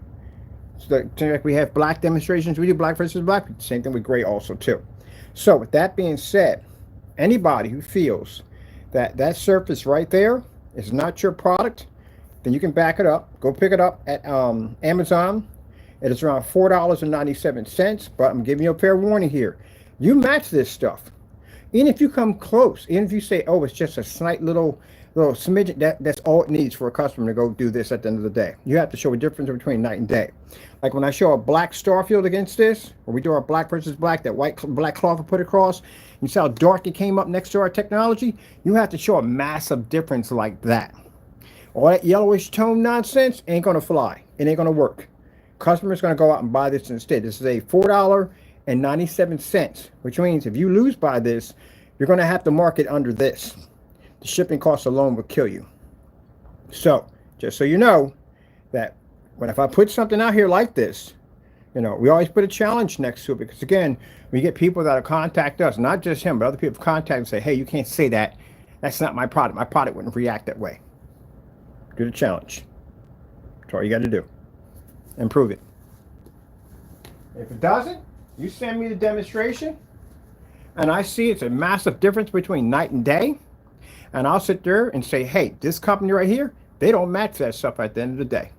We can't say that at the end of the day because they don't. They proved it. They backed it up. But if you can't, guess what? That's your product.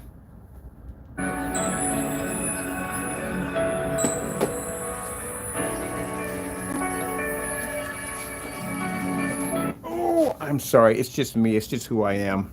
Now, it's like when somebody was saying my product was Dynasty Black Paint. We use that in all our demonstrations now. I backed it up. When somebody said our product matched fabric, we also did that one too. And all the rest of them we just did for fun because that's just what we do anyway. But anyway, yeah, got to back it up. Now I got to do something. Have fun. Have fun.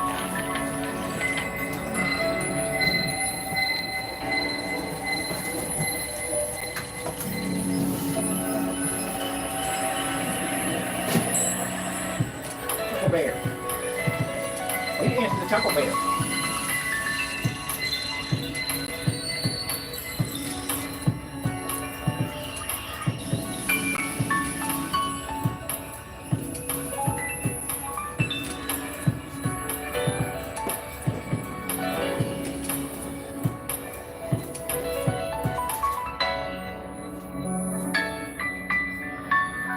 get quite a lot of battery life out of a battery bank and a fire stick. Geez, it works for a bit.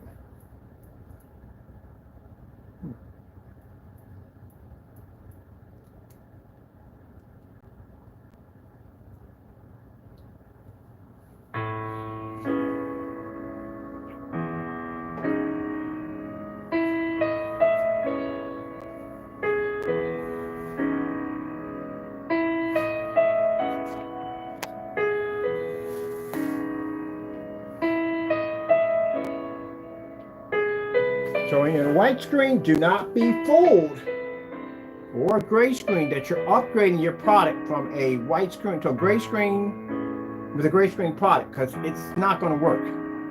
And if you have a white screen, do not be fooled to think that your projector is going to fix the problem, because it just won't.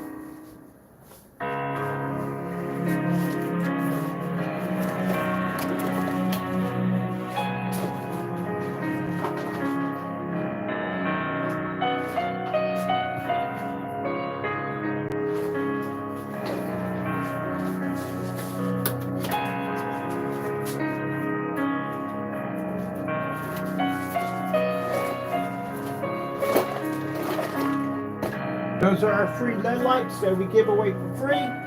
If you look at the really cool bar lights in the back, you actually get those for free when you order our Alpha CINEMAX screen paint.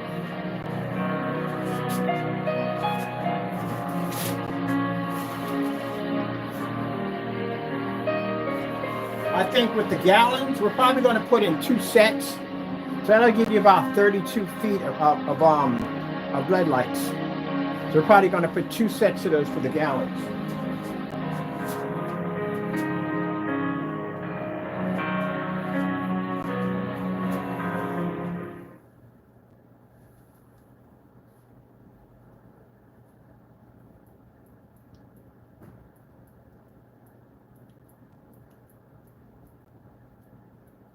Oh, beautiful colors.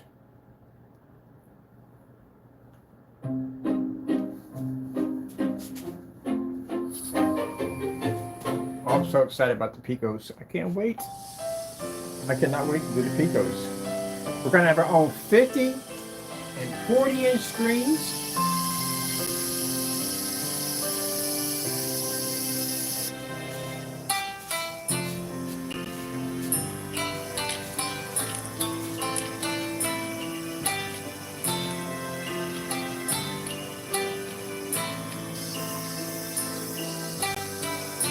Open glass, a glass screen, glass,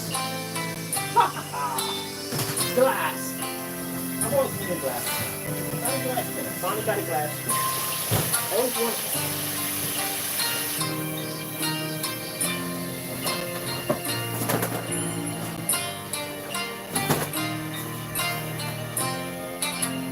That's interesting. I've always talked about wanting a glass projection screen.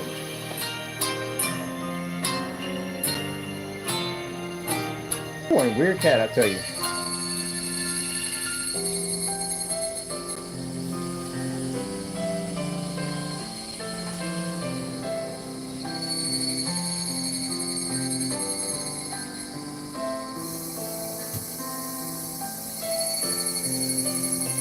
Oh, you're seeing the box area. I'm getting ready to get our storage shelves put in, so we can basically use this. This is gonna be our HUD. We basically come here, grab our stuff, go here. Actually, when we put up a couple of GoPros, all our stuff gonna stack up in here, and then basically we can go on site and set up anywhere we want. So all the buildings that I picked out to do on site, they're like really like next to each other. We don't have to travel anywhere, and all the equipment that I'm carrying is all portable, all portable. The 100-inch screen that can be rolled up and put into a tube. It's only 4 feet high. I put it on my shoulder. And the acoustic screens we're going to use it in the demonstrations. Those screens right there can be basically folded up and put into a duffel bag. So all my stuff, pretty much next to nothing. Doing my recording on this phone right here. Got a second phone for basically running my streams through, everything I need at the end of the day. And my other phone is just basically for my contacts and calls. That's it. Portable system, taken anywhere I want. And we can even carry the Picos wherever we want to go. So let me see right here. Oh, let's do this one real quick.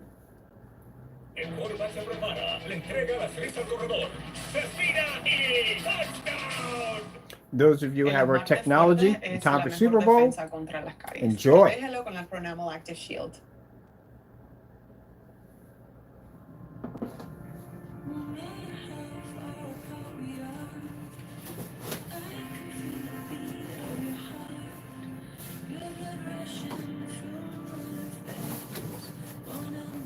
I've had people contact us at the last minute to ship us down a product in time for the game, and I'm like, no, we won't even do it.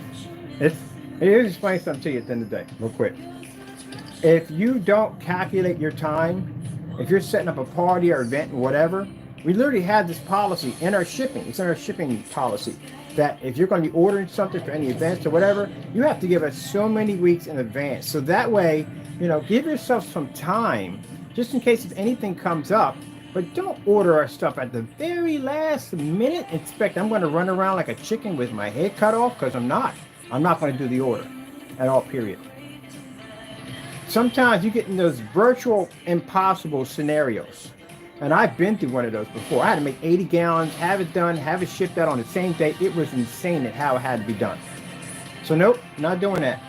That's why I said you got to give us a 3-day, not 3 weeks, sorry, 3-day or 4-day notice. You know, if you're asking for large quantities of a product. Very important. Make sure you have it. If you're doing any kind of shipping and you're basically responsible for shipping and all that, make sure that you have a timeline there, because not, you'll kill yourself. All right, let me see. I'm going to go back to that. Oh, wait. Oh, no. Got my fire display, too.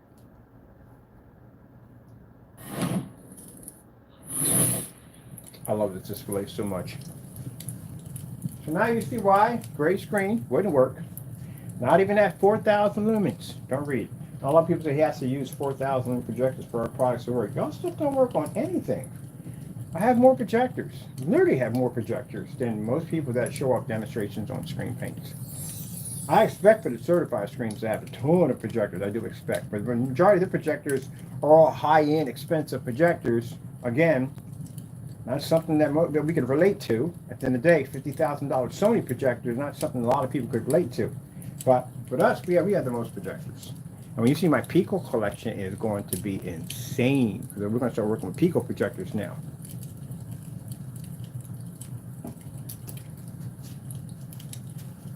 So I think the demonstrations, we're going to do more on these products, and we're going to turn trash into class. Oh, I like that, trash into class. Yeah, that's pretty cool. So that's what we want to do. Just take trash and turn it into high performance screens. Again, think about the big picture. That's a window. That's a dirty window. That's a window I actually got when I was over working at the other place. I was over there doing demonstrations over there. It was a window I found downstairs in their cellar, because I was like, yo, you got any glass we could paint on? And they said, we got some old dirty windows in the basement. That's where I got it from, an old dirty window in the basement, cleaned it down. As a matter of fact, I think I showed the demonstration where I sprayed it, and that's what it is. And this piece of board right here for the top of my desk, that was a piece of wood that was laying along the side of the garage for these 6 months out there in the rain and whatever, and I just came in and just painted over top of it, and boom, we got our setup. Ooh, I'm going to do a cardboard projection screen next. A cardboard monitor. Oh, that'd be hot, a cardboard monitor. So instead of me going out, I've done motorized projection screens. I've done fixed frame screens. I've done all this stuff. I'm going to start taking trash and turn it into technology. That's what I'm going to do. Stuff that people look at and go, eh.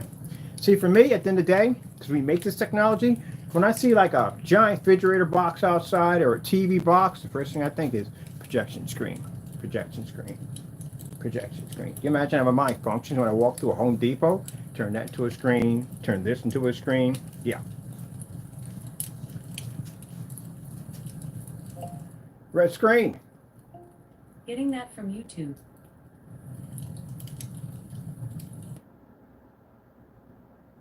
There you go. See, one of the things I showed you when you saw the flames burning across the screen, someone was probably thinking, but it's matching there. No, it's called a camouflage color, which means there's so many colors popping off at the same time. It's easy to fool the consumer that they're actually seeing color when they're physically not. But if you put it on a solid color, red, with nothing else to intervene, and it's just red only, then you see red, only red, and this shows you the color that you're actually seeing. We know all that stuff. Blue screen. Getting that from YouTube. That's why they do the blends.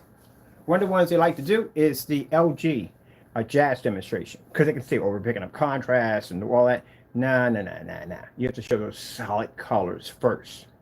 What is your projector seeing when it sees blue? What is it seeing when it sees red and orange and all the different colors? What is it seeing?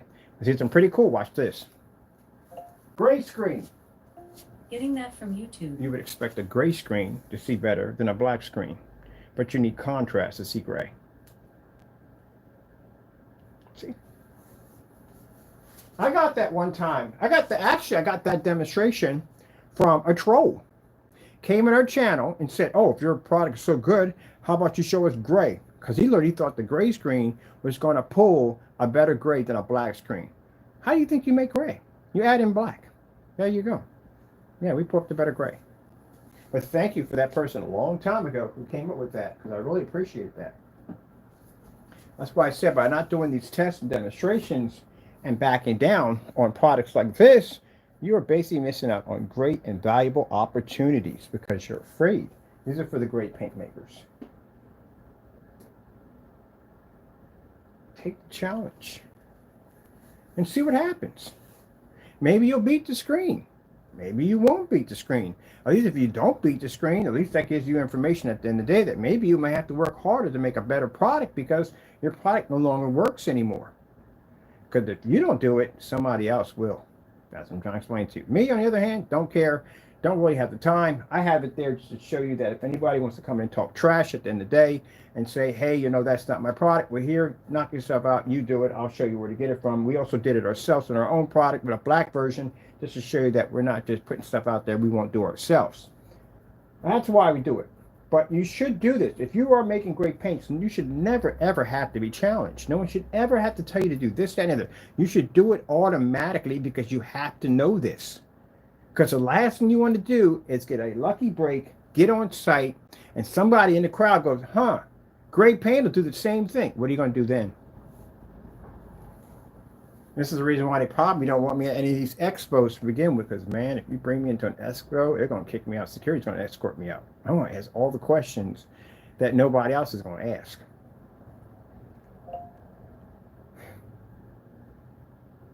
Starfield screensaver.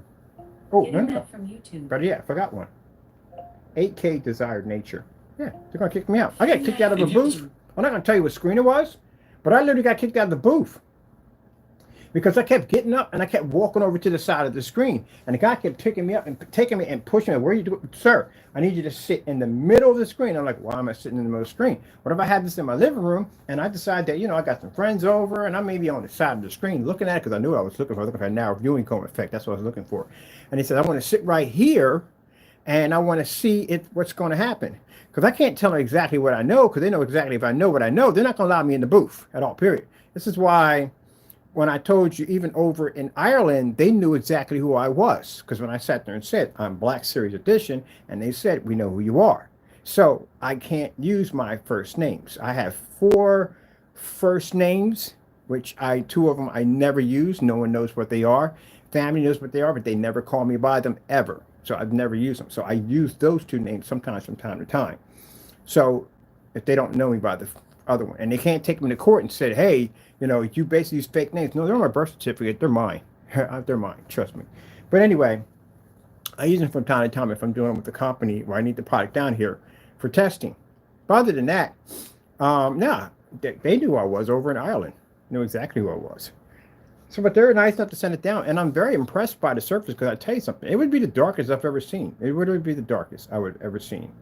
Involving a black screen, it's the darkest of any other black screen I've ever seen, but it doesn't carry the Infinity One because in Infinity One, it means your screen doesn't turn gray against another black screen. It actually just turns black. It's just a different shade of black. You can have multiple different shades of black, but they all produce black. They all produce a star field. But if they turn up gray like that, then your screen's physically not black, it's actually gray. That's where somebody tried to come in and tried to fool you by saying you're seeing this spectrum of no. Stop it. Just stop it. Stop it. Take a deep breath and back down and stop it. If I take a black remote control, anything, I have a lot of black stuff on my desk, and I stick all that against the screen, all that's going to read a contrast level. Regardless, it's all coming in black. It can be different shades of black, it's still going to pull black. But if your screen comes up looking like that right there, then your screen is gray. It's not black. It's not an advantage point. You're showing off a black screen. You should never say the advantage point. No. There is no advantage point. They're all pulled up black. Where are we at right here? That's, ooh. Is that the dark Dobie? Is that the dark Dobie? What do we got here? We got some new ones here. Damn it. I'm gonna have to go. There's more stuff here. See, it's so much stuff I want to show you. So look at all these videos we can show this technology.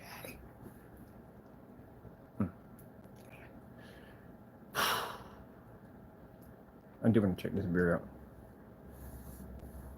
Grammarly now uses AI to help you write, not just revise. Type a prompt and generate a persuasive.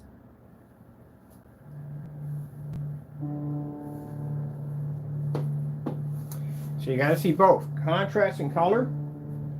You have to be able to accept the transition, and you should be able to do this in a fully lit environment. Those of you who are using ultra short throw projectors in your demonstration, you can't say your product is TV light. Stop sticking TVs and dark environments with your screens. TVs don't require to be in those dark environments at all. And I see it a lot. And not only that, I've seen somebody else do it with a high professional screen. I'm not going to mention the company, but we've seen you do it. Take a TV and stick it in an ambient light controlled environment. That's a joke. TVs don't belong in ambient light controlled environments. They don't require it. Spend $80,000 for an OLED TV. And like, here's a kicker. You can't use it in a fully lit environment because the screen will wash out. You got to be in ambient light control. For 80 grand? Are you kidding me? Heck no. So we'll let a little of that contrast and color pop off. 3,000 to 1 contrast projector. Which is also interesting too, because the Valve projector has a 3,000 to 1 contrast. It's displayed on a gray screen. That matches a white screen. That matches a gray screen. It doesn't pull contrast because it's 3,000 to 1. It's curious when you think about it. How come none of the knockoff projectors like the Valve and IWA projectors have a black screen? Or even a gunmetal? Because the projectors can't read it. That's why. They read better on white and gray screens. That's why you never see them on gunmetals. Oh. So much to talk about, so much to do.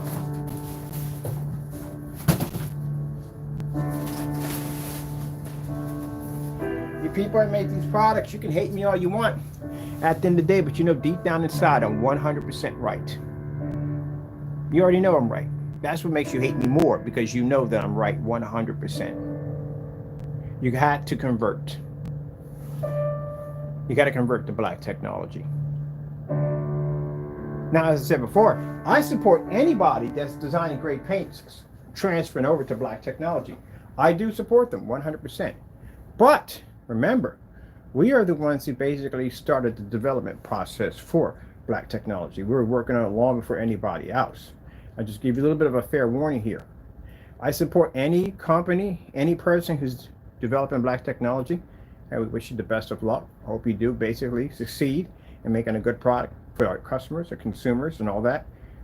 But if you try to, at the end of the day, to use me as a springboard to promote your product, I'll crush your company.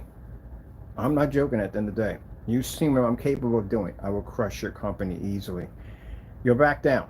You will embarrass your company, like I said, because I'm not here to be used as somebody's pincushion at the end of the day. But if you're designing black technology, I can't give you any secrets. I can tell you exactly what tests and stuff you need to do to get you on the map and everything. And I will even promote you. I have no problem with that. I have no problem with sharing the bread that I have on my table with others. I really don't.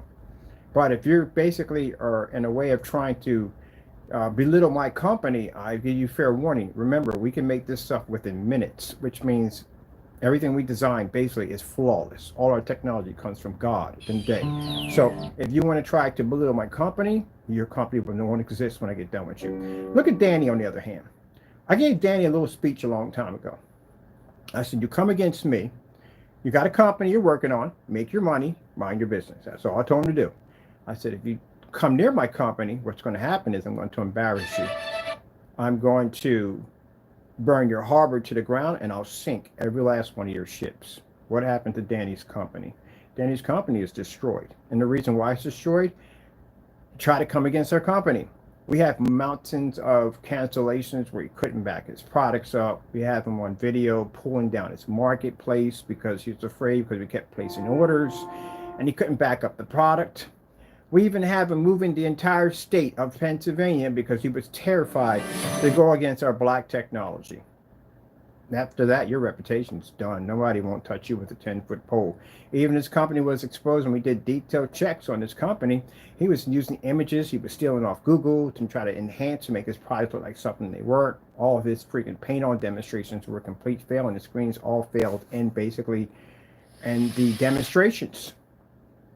Company never even made it out the door. And when we came to you to buy your product to put you against our black technology, you canceled out. That does not look good at all, period. Makes you look bad. So, if Danny minded his own business and stayed in his lane and developed this technology, and it did well and all, I'd have sat there and go, yeah, hey, check it out. There's another black screen paint out there called so-and-so and so. It's pretty good. And if we're able to go over and buy it and test it out and say, hey, it's pretty nice, it looks fantastic, so and so and so, I suggest you guys go out and buy it. Because at the end of the day, you're not taking anything off my table. That's what you have to understand. It's not a competition for me. If someone comes out with another black technology, it's not a competition for me. I'm not taking anything off my table. We serve God at the end of the day. Hey, God's going to sit there and go, okay, I'm going to stop supporting you, even though you believe in me, and I'm just going to support this company and watch you basically self-destruct, even though you didn't. There you go. No, God doesn't do that. There's plenty for everybody. Plenty for everybody. But you got people out there that get so jealous at the end of the day, they want to basically say at the end of the day, well, they're trash, they're garbage, this, that, and the other, You can make money in your field, but you're still worried about us at the end of the day. Are we that much of a threat at the end of the day? But if I tell you that the gray screen is an obsolete screen, it is an obsolete screen. We used to make them. We give that product away for free now. You can match it with any house paint, as you've seen. But as for people making black technology, yeah, we're not threatened by you at all, period. I have more experience. I've been around before you ever existed. So yes, you would be the one that want to come to us at the end of the day for advice and information because we have more experience in the field than somebody like Danny, who's a noob, who doesn't know anything about black technology, doesn't know what he's doing at the end of the day. It's going to act like we have not been around. My man, I was around before you ever existed, before you probably even knew what screen paint was. We were here. I can go back 8 years and show where I was actually working on black technology long before you ever existed and you weren't even thought of. So to you to try to say that we don't know what we're doing, that's a joke. That's an absolute joke. But if you have mind your own business and stayed in your lane and your products did do well, and we test them over here, I would have definitely promoted your product. Definitely would have promoted your product. Just because you make your product $60, you think that harms my company at the end of the day? Are you kidding me? Do you have any idea how much testing we have done on our technology? Our testing alone on our products, our knowledge alone on our product is the reason why we get what we get paid at the end of the day. If I wanted to, I have options to sell out. It's not like I don't have companies contacting like, hey, Mr. Bird, you think about, like, no, we're not doing that, because if we do that, then we have that whole thing where the products become too expensive and then we're back to square one, where the people who want to have good products can't have them because their pockets are not deep enough. If it was about money, people, I could have sold out. We coat that stuff to diamonds technology. You know what diamond screens will be worth at the end of the day? They don't get it. They just don't get it. Sometimes I sit there and I think about it and I like, they don't get it. They don't understand it. They don't. They really don't at all, period. But yeah, I support black technology. Anybody's black technology. But I would expect to have testing, a lot of testing underneath of it, because again, black technology is so temperamental. So many things can go wrong. You have to have a lot of testing. Do not cut corners. Do not stick it in dark, and it shouldn't be in dark environments anyway. Do not use high power projectors, because use a high power projector, you are cheating yourself if you use a high end projector. Because then what? You use a $3,000 projector in your demonstration. Guess what happens? Any customer who wants to get the same image is going to have the same $3,000 projector or higher. So that's going to cost the customer more money. You come and use a projector that costs an ultra short, though, $60. $60, 150-inch screen display, fully lit environment, corner to corner sharp. That means the customer, when he sees that demonstration, it's going to cost him $60, or if he gets a projector, they're about under $200. That's all it costs the customer. That's it. Tricking a customer and saying, hey, it pulls the contrast level by sticking it in a dark environment with a projector with a high contrast capability. What happens to a customer who basically has a projector of 1,000 to 1 or 2,000 to 1 or 10,000 to 1? What happens to them? And what if they want to use it in a fully lit environment? Maybe they don't want to turn their living room into your living room at the end of the day. Maybe they want to have the lights and open the door and windows and all that. What happens then? There you go. That's why you don't do those dumb demonstrations. Contrast demonstrations are done in fully lit environments. And they get mad at me. Got to do your homework. Let me explain something to the people who make these products. When you're in school, you don't copy off the kid with the poor grades. You copy off the kids with the high grades. So tearing us down, you can be learning something from us. We could be teaching you something.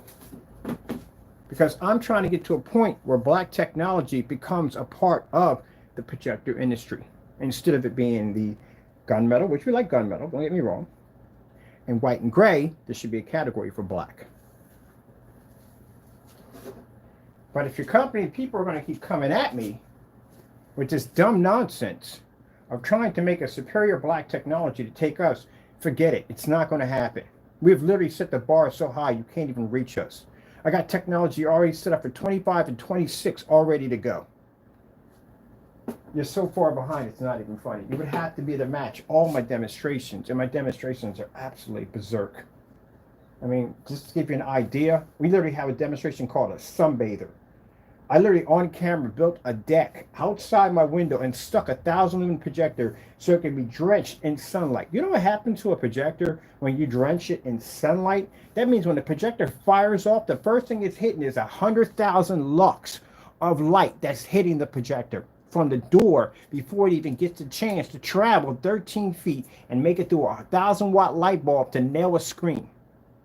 So that's what we introduced the projector to, direct sunlight at 1,000 lumens. What do you think was left over before it made contact to the screen? Pretty much next to nothing. And that screen on the other end would have to generate enough light from that little bit of light passing through, hitting that screen, to bring a bright enough image to push back at us. That's what I'm talking about when you do tests.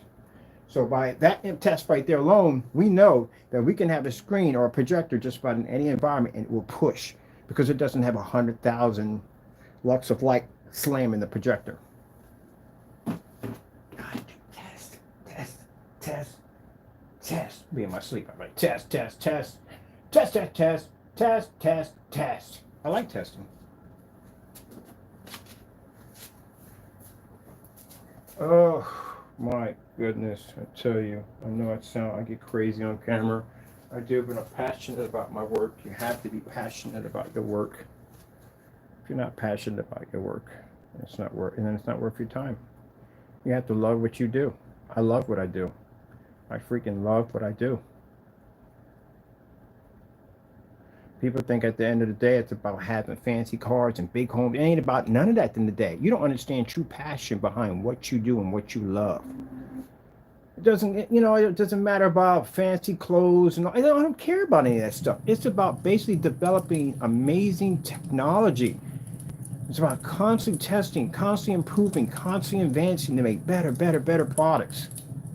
It's not about basically showing off what you have and this, that, and the other. I can make millions and millions of dollars with this technology. I'll still be dressed in the same bummy clothes. I'll still be basically living in some crazy places at the end of the day. It doesn't make a difference. It's all about the technology. Y'all don't get it. You don't get it. You don't understand it. Don't get it. You got to have a passion for what you love.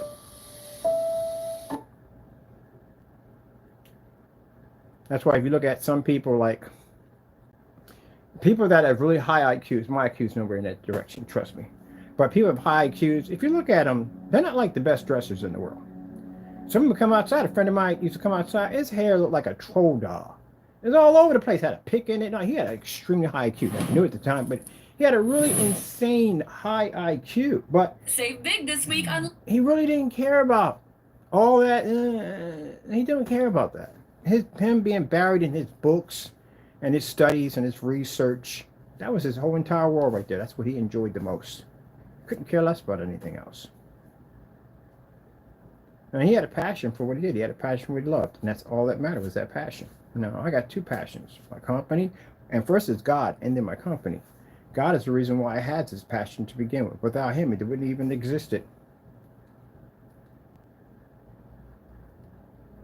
So you have to love what you do. Oh, blue flames. Gotta love what you do. That's why our product is worth what it's worth. That's why we get what we get for it. I've had 3 or 4 people on different sites I was on sit there and tell me that you're charging too less. But I know people at the end of the day that would pay you $1,000 a quart for your product. And I said no. Because at the end of the day, if I charge that much money for this technology, then what about the other people? What about them? They can't afford it? They got to dig in their pockets to figure out exactly how to afford a good screen and invest the money already into a nice projector. Can't even get a decent picture out of it because you can't afford the other half of it all. That's messed up. I'm going to go back to that visual thing because I like that. I'm going to play it all day. I got some work to do today in here. Where's the other probe? No.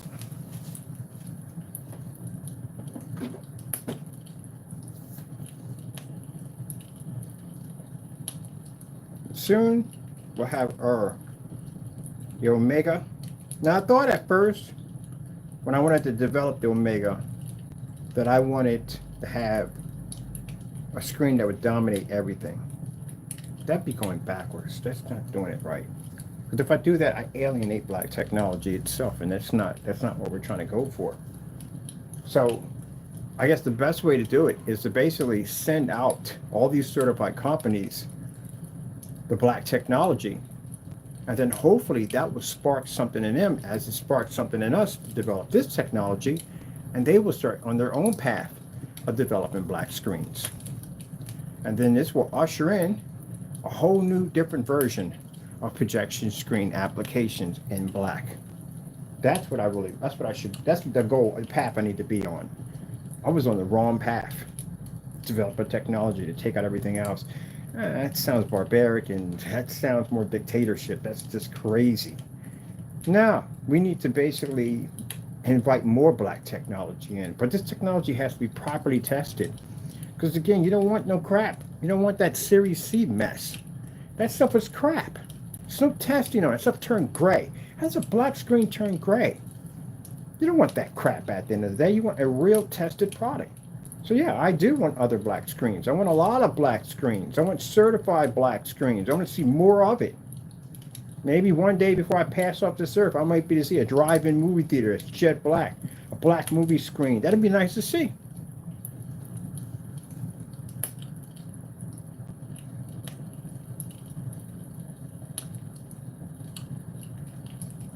Sad part about it is everybody else is going to charge you a ton of money for it. But our prices will still be more reasonable than everybody else.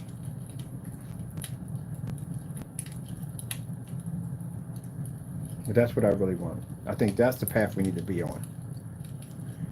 And that's the path I need to be on, and the mindset that I need when I go on site to show off this technology, to educate the people that we're going to be around on why the black technology is more superior and why there's a new way of seeing and using projection setups. It's just for everything. If you look at the gray screens and white screens, even gunmetal, they're stuck to walls. We go to ceilings, we go to floors, we do all kinds of crazy stuff with this technology. Turn a window pane into glass and old boards into tabletop high projection screens. Projectors cost us next to nothing. Take a canvas white surface, change it to black, using this old massive 250-inch screen on a $270 projector. Change, that's what we need, people. For your gray screen paint products, you're bitter and you're upset and you're angry. But you have to understand, it's a new era now. You have to convert to black technology. And you're going to need tons of testing to do it. And you should want to do it. Why would you fight it? Stop fighting it. Go with it. But I warn you, like I said, if you're trying to develop a black technology and you're working hard and you're showing all these tests, because you should be doing a lot of tests. No cutting corners. If you're not, you're going to have some problems. A lot of problems. The reason why I test so hard is the reason why it's because I know there's people just like me out there walking around. And the last thing I want to do is bump into somebody just like me that's going to question my products, because I know how hard I am on my own products. So that's why I put myself through this vigorous, insane testing. But you have to do that. You can't just put a screen out there just to get it to look good. If your screen fails, then guess what that means? In testing, that means you need to work on something. That's what it means. I'd rather jump out of a plane with a parachute that's tested than one that's not. And you got to have a passion for what you do. If you don't have a passion for it, it's not going to last. Let me go back to my pretty colors, which I love so much. Let me get that again. I like that. This was copyright-free background videos, liquid sphere, colorful abstract. Getting that from YouTube. What? They got a whole bunch of these things? That's the one I like right there. But what is this one? We believe that everyone should have the sweet moments in life, and that's why we created Partake for the allergy-challenged, ingredient-conscious treat lovers. Yeah, you're going to have the haters. This is What for happened? you. All of you. They won't accept change. That's what it is. World of choices at Walmart. You have to accept change. You have no choice.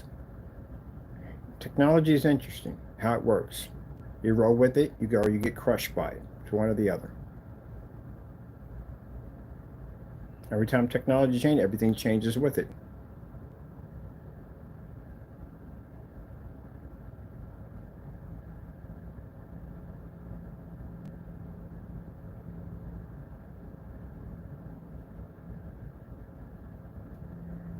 You have the capability, if you're making great screen paints, you have the capability to make black technology.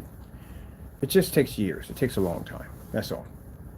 But you just have to be dedicated to it. That's all. Be dedicated to your work.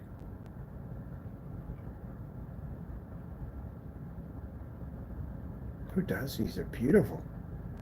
I'm going to be using these from now on for my demonstrations. These are gorgeous for displays.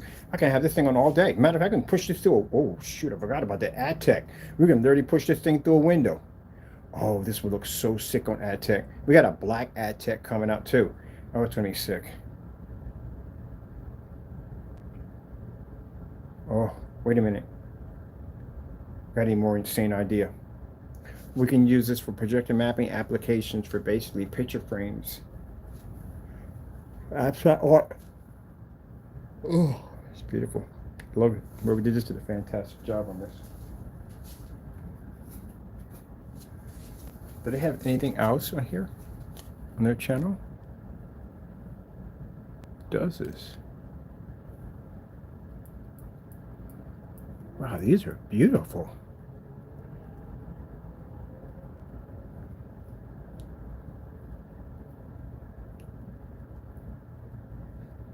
Now you can see all projectors, well, not the knockoffs, but all projectors do work with our technology. But I tell you, one projector, if I was going to basically demonstration for any projector, you know who it is. You definitely know who it is. Chrissy. I love Chrissy projectors. Chrissy projectors are like no other. I can get a Chrissy projector at $100. A Chrissy LX 700 or sorry 400 or LW 400. Good gracious, that thing looks sick on our screen paints, man. And they're cheap. These projectors are cheap. This is one I got for the guy who did the store display with the fish. Yeah, 2 Chrissy LW, I think they're LW, yeah, LW 400 projectors. That's it.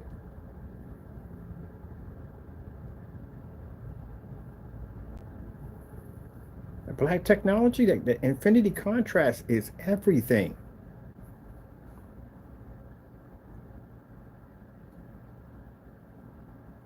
And so I come in, I show you the gray screen, I show you the white screen. We don't do it on a standalone. I can come here and do this on a standalone, do some ambient light control with the lights, make it real dark in here.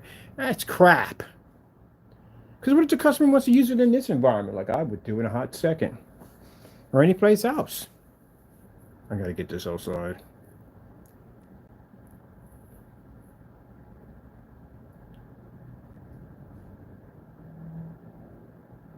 My goodness, this stuff would be fantastic. I told you we're working on these kind of like weird projection screens, these weird freaking projection screens.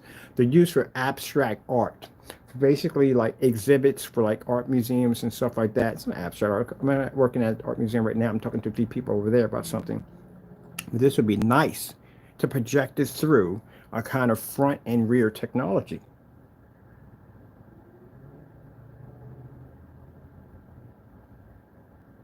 And it's copyright free too on top of that.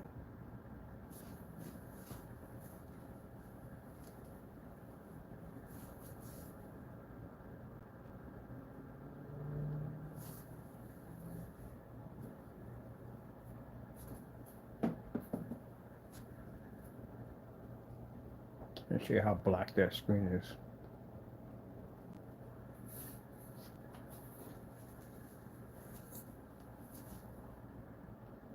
I love it. I actually love it. We won't way over time, people, but you know, I'm sorry sometimes I don't try for my videos to be this long, but like I said, there's so much you have to see, just so much. I watch demonstrate like that's it. All right, I'm done.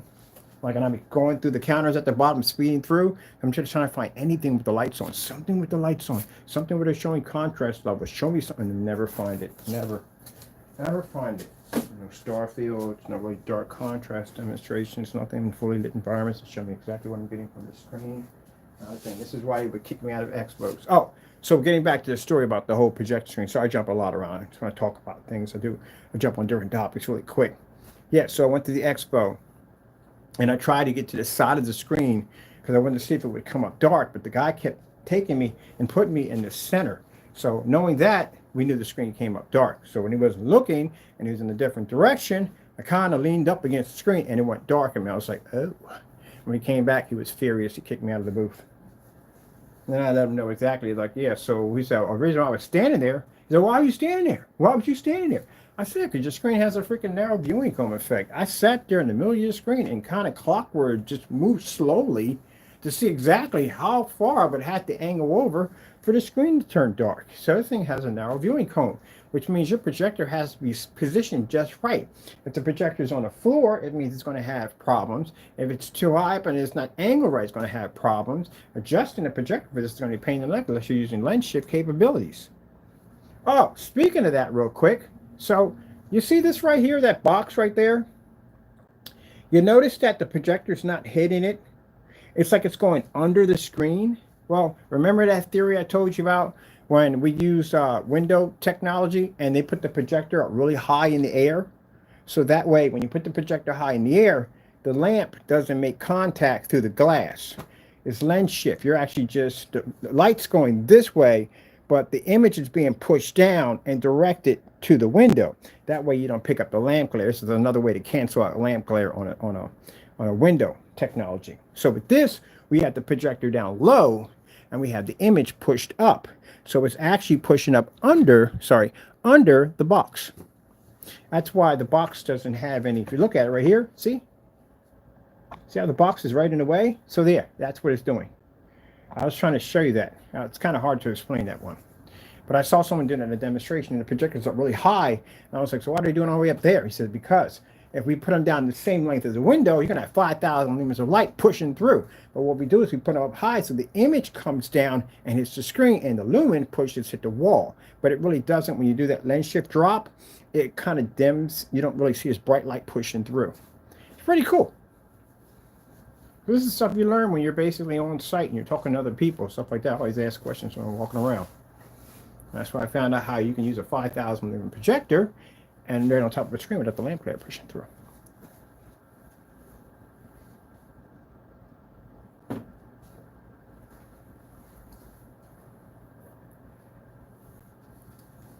This is a pretty interesting one. I like that one. It has the kind of an Alice in Wonderland. Oh, it is an Alice in Wonderland kind of effect. Like, it has an Alice in Wonderland kind of effect to it. These are pretty interesting.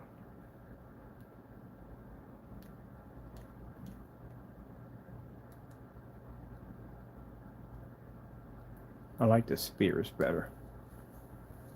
3, 2, 1. Surprise!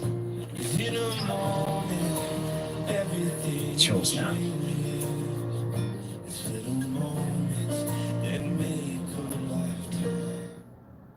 Dry skin is sensitive skin too.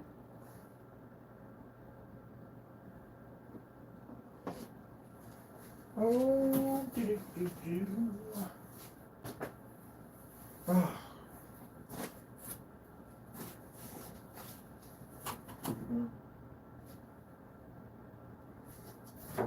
How you never help me out with any of the work? You never do. How you never do? It's not my job. It's not my job. It's not a job. Understand it's not your job. Ugh. Should help me out with something here. Something indeed. Yeah, it's a long demonstration, I know. What did we kill for time in this demonstration? Ugh. What did we kill for time here in the demonstration? We killed, let me see. Ooh, man, yeah. But usually we have to show all this. There's so much you have to see. There's no way in the world I'd be able to do it. I mean, I thought about it a few times. I counted. You can make the demonstrations a little bit shorter, but it's kind of hard to do because there's just so much that you need to see. You need to see against certified. You need to see against white screens. You need to see against the gray screens. You have to see the color patterns. You have to see the white levels. You have to see the contrast levels. You know what I mean? It's a whole lot of stuff to explain, a whole lot of stuff to tell you about. So yeah, it does. Eats up 2 and 3 hours easy. I go through an hour quick. Try to do it faster. I'm surprised I can do shorts sometimes. I really am. Shorts, we can just flash it back and forth and we're done. I hate doing it. I like doing shorts, but just so much you need to know.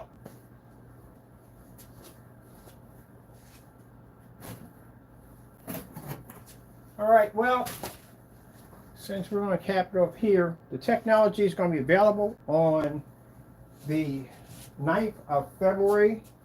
It is going to come with free worldwide shipping. See that box over there? Those are your LED lights you're going to get for free. You see them moving around my desk. These are the rope lights.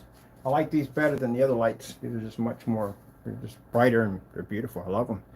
Fantastic wrap around your gaming desk, whatever you're going to do with them.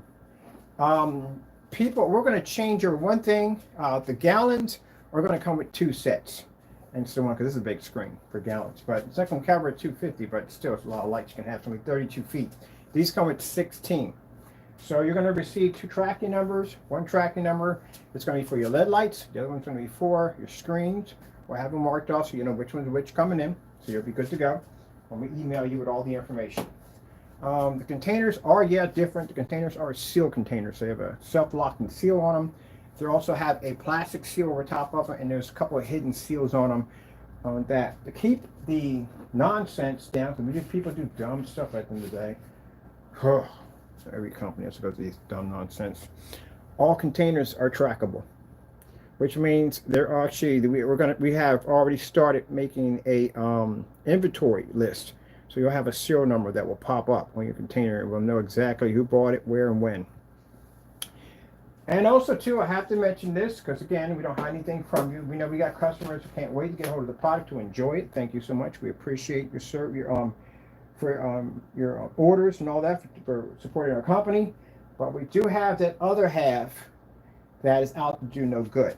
So let me explain something to you. You buy this product, you slander it, you say anything where you say it's a scam or whatever, at the end of the day, we will have all your shipping information. We'll have your address, all that good stuff. So I'll see you in court, because this stuff carries a $1 million penalty on it. They all have batch numbers. They're made in 5 and 10-gallon containers, which means that it's virtually impossible to get around one of these things.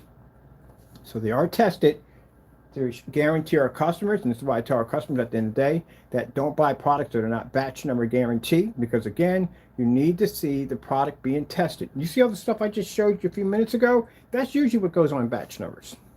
So you need to see all that from the door. If a person can't give you this batch number demonstration, then that means their product was never tested. You can't pass a batch number test without basically the product being tested first. So you're gonna have a problem with that. So make sure the product is batch number guaranteed. That's how you know your product is guaranteed, that it's not going to match and you're going to have any problems. And then the day you're going to get what you paid for. But for other individuals who feel the need that they're going to try to damage the product the best way they can, well, I got a little message for you. Like I said, we'll see you in court. And mind you, under that penalty, it's a $1 million lawsuit. So from the door, if you ain't have it, tough cookies. Ain't my problem. Should have been smart before you did dumb nonsense. And if you buy the product, you do a review against it, it's not to your liking. No, it's not for me. So and so and so, blah, blah, blah. I support freedom of speech. I got no problem about it. If you're going to say things that are not true, like I said, I have no problem with taking you to court. Now, mind you, we do request a ship back. You know what that is? That means that when a customer makes a faulty statement about the product, we have you ship it back to us so we can test it on a live stream. And usually, they don't send it back. We went through that. We had a customer basically went in from England who basically said something about the Black Series was coming up too dark, and we requested ship back. It was in the email. We said, send it back to us. Now you're talking about shipping costs. I paid for the product to be shipped there. Don't you think I'm going to pay for it to be shipped back and ship it back to you? Yeah, we've done this before. I even gone so far. I bought someone's projector. I bought an 8-man projector. Guy kept complaining about the screen not working. Didn't tell us that the projector he was using was the 8-man. Never told us. Told us something else. So we kept pressing and pressing and pressing. He finally told us it was 8-man. I said, okay, that doesn't work on our screens. We don't support it. Oh, but it works. It does this, it does that, and blah, blah, blah, blah, blah. All right, no problem. Bought the projector. Got it down here. It was crap. Didn't work at all, period. That's what happened. So, yeah, we'll have you bring the product down. We'll have you do a ship back for us. And we'll test it on live stream on a projector that's way lower than yours. So, again, products are all tested. That's why we can request the ship backs. Ooh, I like that sound, the ship backs. But it doesn't even sound right. It sounds a little bad with that. But yeah, so we back our products up 100%. Anybody else can do a ship back? No, they freaking cannot. Anybody else can do a batch number? No, they cannot.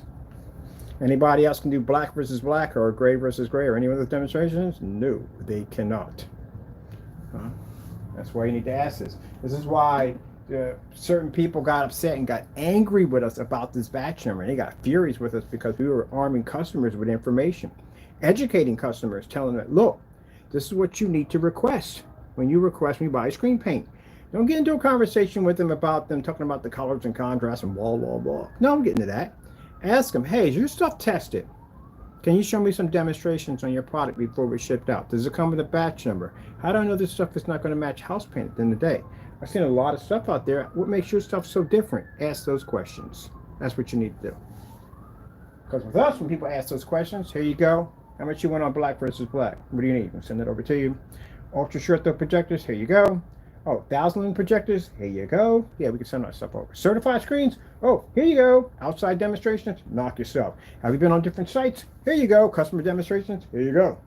There you go. What can you paint it with? Dirty piece of wood? Old window. There you go. That's my desk right there. Oh, I love these colors. Gee whiz, man.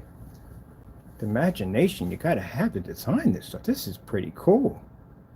Look at that. Oh, that's gonna make a great display. I'm gonna check out their page. If they do donations, I'm sending something over because we're gonna use this. It's copyright free right there. It's copyright free. It's copyright free background. But I'm still gonna send something over to them. It's beautiful. This would display our black technology in so many different ways. I love it. Oh, shoot, we forgot. 8K desired nature. I was right in there, forgot about it. Getting that from YouTube. That's what happens when your brain races at 100 miles an hour. Let's grab this one right here. Now we can do our standalone.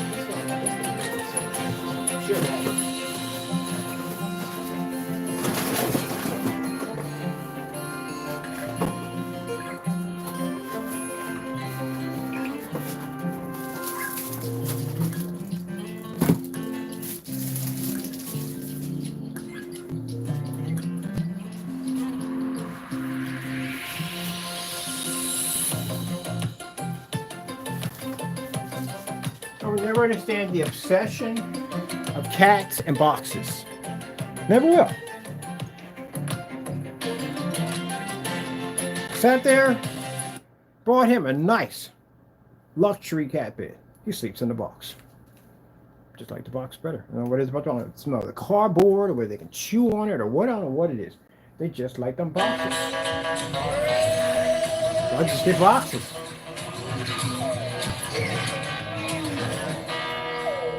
It's sure affordable.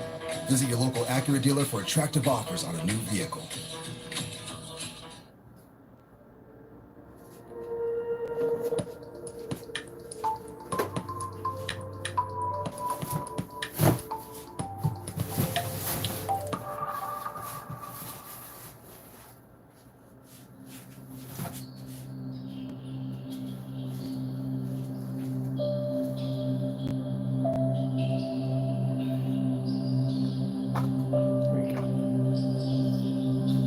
Screen's color, bright color capabilities.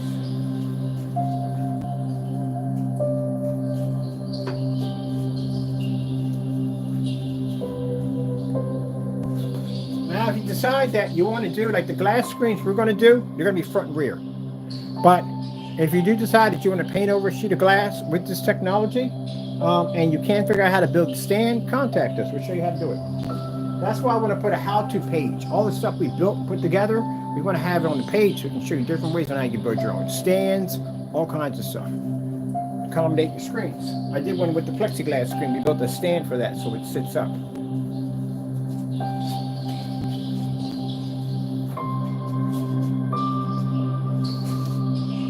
right, so what are we putting in here?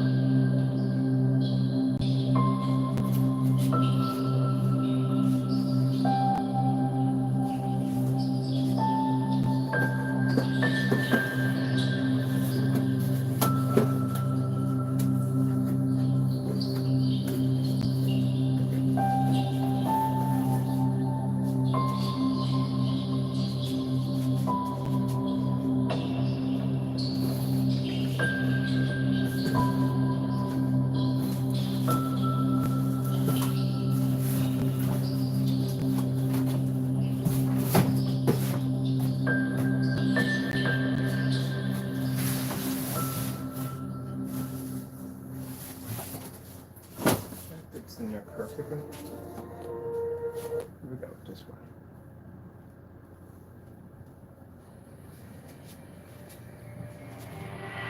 Experience our most advanced smart toilet yet. That one in there.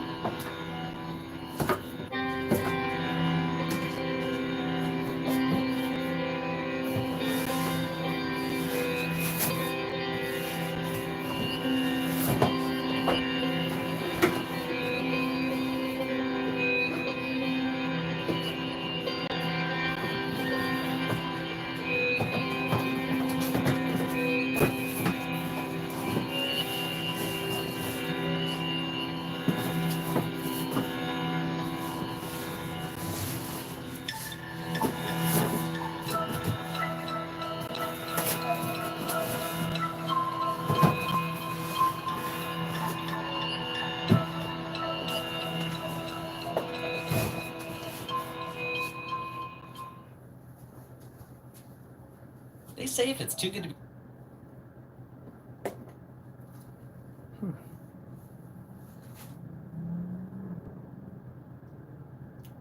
Let's do let's see. Let's do this one right here. This is the next one too. Good skin tone on that one.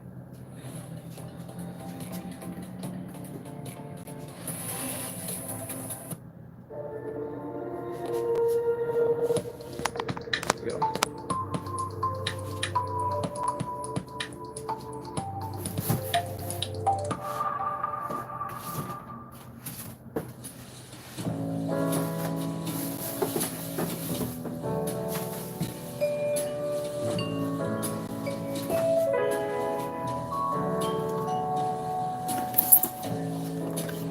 I sit there and tell people at the end of the day, I got bills to pay like everybody else. I'm not going to sell you a screen paint if your projector's not compatible. I ask my customer two things. The size of your screen, what's your projector? Tell me it's a projector we don't support, can't sell you the product because it won't work. It's pointless. Another thing is, I don't sell out. I'm not going to go switch over to one of the bigger companies and for what? What? More money? Fancy cars? Because no, I don't need it. When you have God in your life, that's all you need. That's it. I'm a happy man. Wholesale, cartoons. Doesn't make a difference where I lay my head in the day. I'm always a happy man. I got God. And this is what he blesses me with. I don't need all that stuff.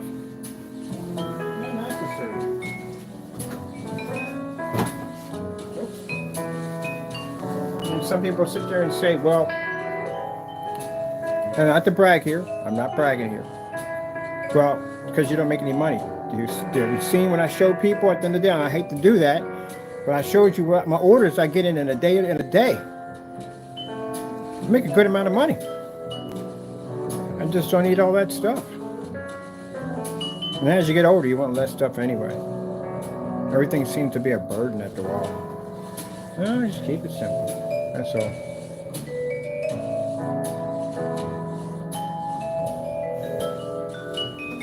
That's what it's about. The more money you make, the more headaches you have. The more headaches you have, the more yes people you deal with. The more fakes and phonies you have to be around day after day after day after day. It just becomes a headache. It does. And it's funny. You find a lot of homeless people that are millionaires. I actually met one. I actually met a few of them that were actually had a lot of money. A ton of freaking money. More money than I'll ever see in my lifetime. A lot of money. They just got tired of it all. They got tired of everything. They just got tired of society, everything. They just didn't want no part of it anymore. They just wanted to be free. That's why a lot of people go to Slab City. I've heard of Slab City out there in the middle of the desert. I remember all those people out there that the guy was doing an interview with had careers. Bachelor's, master's degrees, made 7 figures, 5 figures, 6 figures. Got tired of it all. They just got tired. Just want to go somewhere, let my beard grow in, and just don't care what other people think at the end of the day. As long as I know a me is me, that's all that matters. But if you're so worried about what other people think, you're a prisoner within your own body. That's what you are. You're a prisoner. Gotta stop caring about what other people think. Gotta do what makes you happy. And that's what I like about people like that. But yeah, there was a couple a long time ago. A long time ago. I thought these people like didn't have any money. I mean, pretty much, I don't know why they killed themselves in the end, but I don't know. People suffer through depression and all kinds of stuff. You never know. That's why sometimes it's good to just talk with people. Say nice things at the end of the day, make them happy. So that way, you never know what they're going through. But anyway, yeah, it was a couple up there. I used to skate up there when I played roller hockey. Every time I go to the Top Art Museum, I see the same people every day. So, I didn't think nothing of it. And they're like from the 70s era, or 60s or 70s era.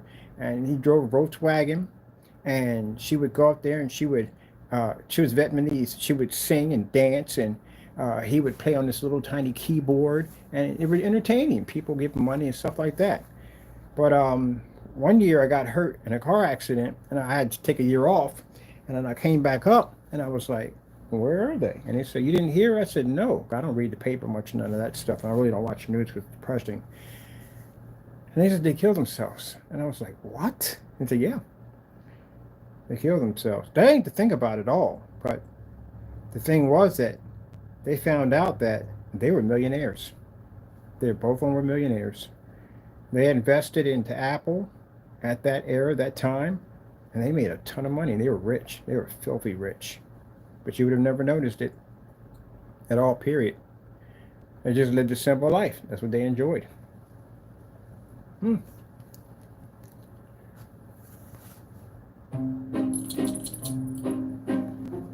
you notice that people who live simple lives have the most, they have the most, what's the word for it? So he was happy to read the disclaimer on Turbo. They have the most peaceful lives. They do. People have farm lives. I think a lot of people live on a farm. I love them. Simple life. It's a beautiful life. That's what they do. And people live in the city. We live with the headaches right at the end of the day. The noise, the headaches, the people, all that other nonsense we have to deal with from time to time. And the higher you climb up on the ladder, the more backstabbers you have to deal with, the more betrayal you have to deal with. You know, you drive a nice fancy car, you attract all kinds of people that will come up to your doorstep at the end of the day because they figure you got money and they can take from you at the end of the day. If you live under the radar, you live a simple life. Nobody knows anything about you at all.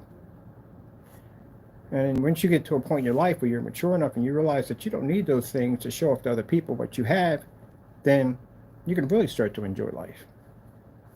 That's what I love about my life at the end of the day. Simple. But yet I can come out here and represent technology that no one else can do at the end of the day. Kind of like being a sleeper. I'm here. You just don't know it yet. Well, the big companies don't know I'm coming yet. And yeah, they're going to try to buy me out. I know that from the door it's going to come. We send each one of these companies that invisible TV technology, those black screens over to them. They're going to contact me. They're going to try to buy me out. But not for sale.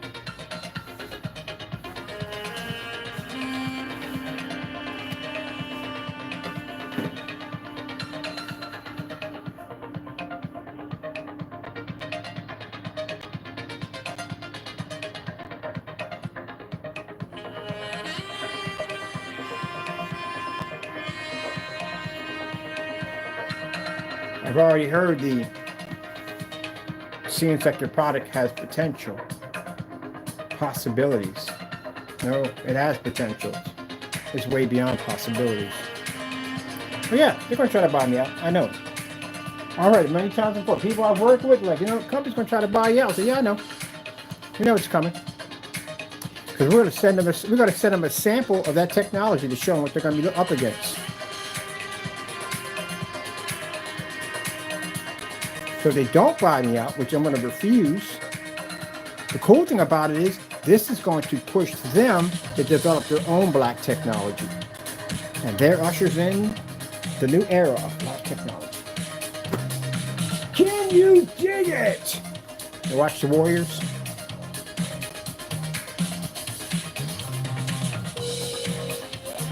Yeah, make your own. Figure it out. That's what you do. Figure it out. All right, let's go more. I know. I should have been, we're past time here, but I'm having fun here, people. Oh, we got to do this. Football highlights. Getting that from YouTube. We're going to do a football demonstration off the table, and I should have did that a long time ago. I don't know why. You know, it's football season. I'm about to be in pretty soon, but. Drive.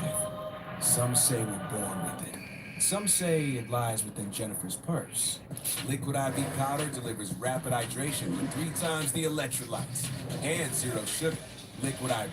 Real hydrating. Whoa, the new iPhone 15. This is Fast Twitch. Gee whiz.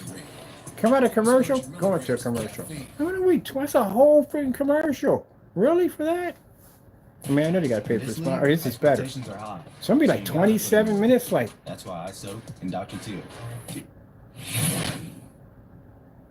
Lined up at the top, ready to put on pressure. Here they come after him. Jackson gets the pass away, and it's incomplete. Incomplete. Aguilar could not hold on to it. Second and 6. Out of the gun. He's able to fire it to Pacheco for a first down. A route outside, and that allows you to know if it's man or zone to get the matchup you want. Over to Rice. He's got blockers up ahead, and he picks up 11. One of those blockers was Jawan Taylor. And 3 levels. I want to screen him, play action, and run it. you've seen the screen working already. Looking, diving under. The first wave is Pacheco for another jump. Oh, that's one of my, 2 of my family members are actually teams at the end of the day. I got a family in Dallas, Texas. Oh my goodness, they hardcore Dallas fans. I mean, hardcore Dallas fans. I hate going down there to visit because I'm Eagles. I go walking. They have a Hall of Fame in their joint. When you walk in, it is insane what they have in there. And he was talking about once you design a screen for our setup, I'm like, no, I'm not doing that. I'm not doing that. I'm not doing it. No. No, we're not doing that. No. So I can watch, if we lose, I can come over there and watch the game and watch my team lose on a screen that I designed for your environment. Oh, heck no. We're not doing that. But we had pride bets. See, we don't do money at the end of the day over here. We do jersey swaps. So if you lose, you got to wear my jersey for a whole year. Yeah, that's the kind of bets I like. But yeah, he got that whole setup in there for Dallas. So when Dallas loses, you can expect a phone call. I can expect a phone call too. And the first thing I go is go, how about them Cowboys? I said, how about them Cowboys? What happened? What happened? What happened? Oh, you ain't got nothing to say? All right, bye, bam. Oh, I missed that, man. We still do it.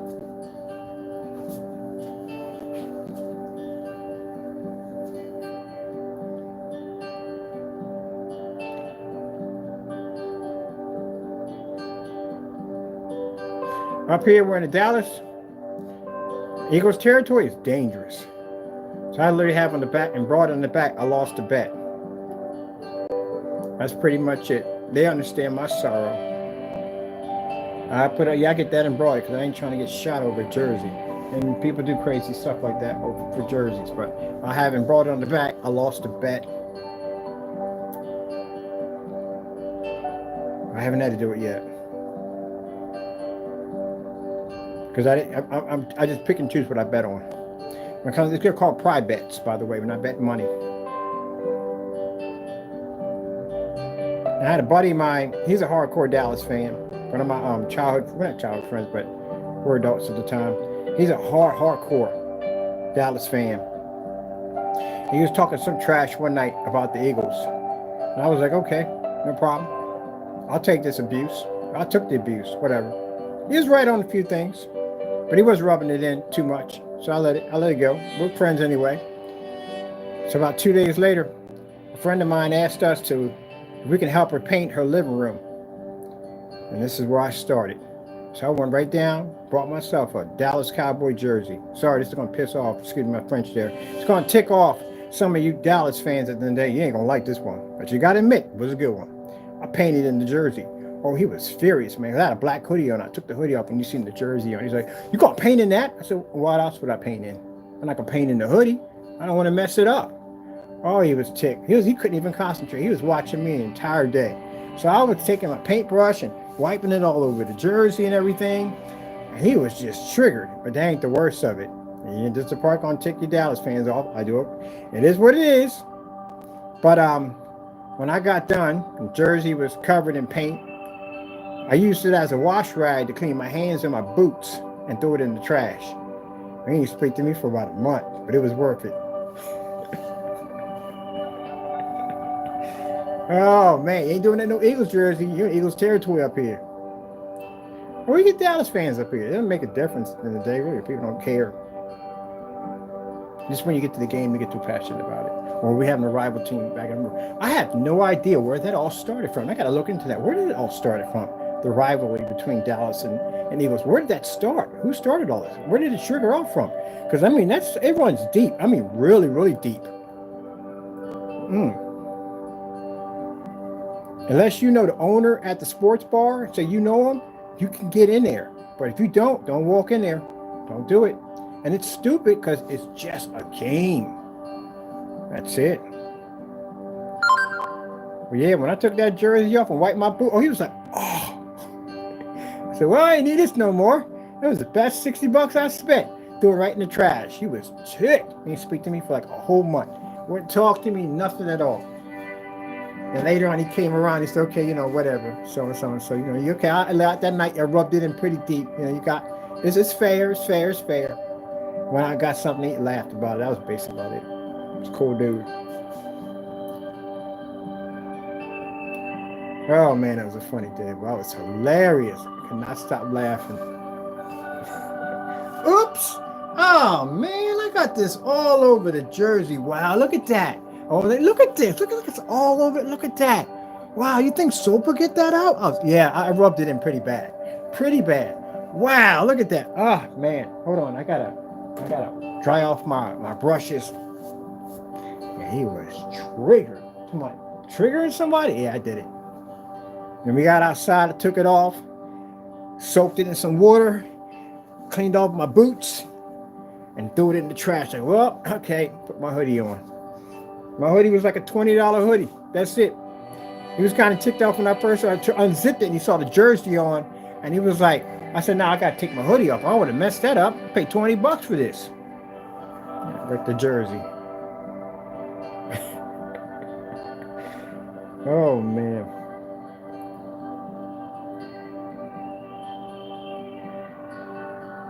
Yeah, the pride bets. That's what we have in our family. You lose, you got to wear that jersey for a year. My niece lost a bet. She had to wear a Dallas jersey. Oh, she's a Baltimore Raven fan. She was like, oh, man, I had to go in and I had to go pick up that jersey. Man, it hurts. It even hurt to pay for it. It hurt so badly to buy this jersey. And then I had to wear it to work. And everybody knows I'm a hardcore fan.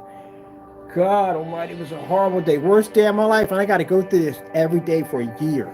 Yep, that's the bet. So be careful when you take them. It's funny when you watch the other person lose. It's horribly the person that you lost. That's the best bet ever. So if you're going to have a bet at the end of the day, don't bother betting money.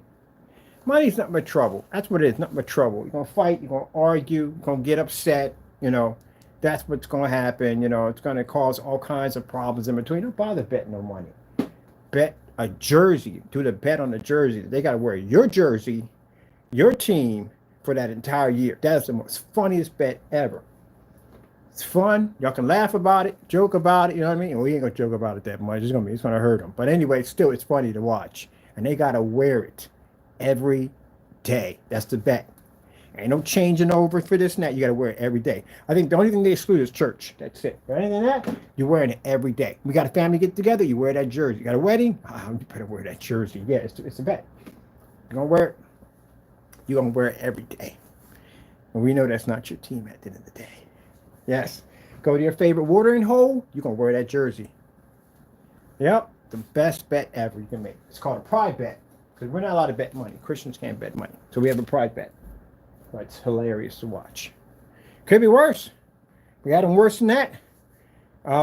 There was a couple of pride bets that you lost. It was a basketball game.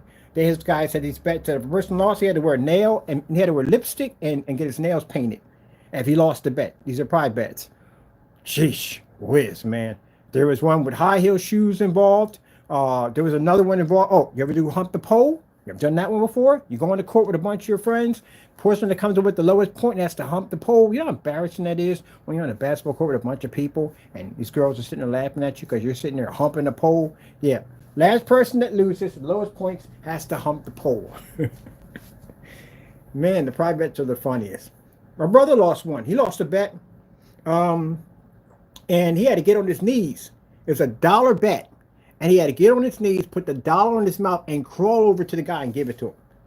But see, at the end of the day, everybody respects these bets. There's no fights. There's nobody cheating. There's nobody breaking the rules. You following through. That's what you do. You following through. That's what respect about the bet. If I follow it through, that means I'm expecting him to follow through. And that's how we did it. We didn't really bet no real money at the end of the day. It was just fun, having fun. And then we just sit back and laugh about it. You remember when so-and-so lost a bet and he had to stand outside for like 20 minutes naked in the snow? Funny stuff like that. But the jersey bets are the best ones. Those are the best ones. They lose. So come Super Bowl, You want to make your bets. Make it on a jersey.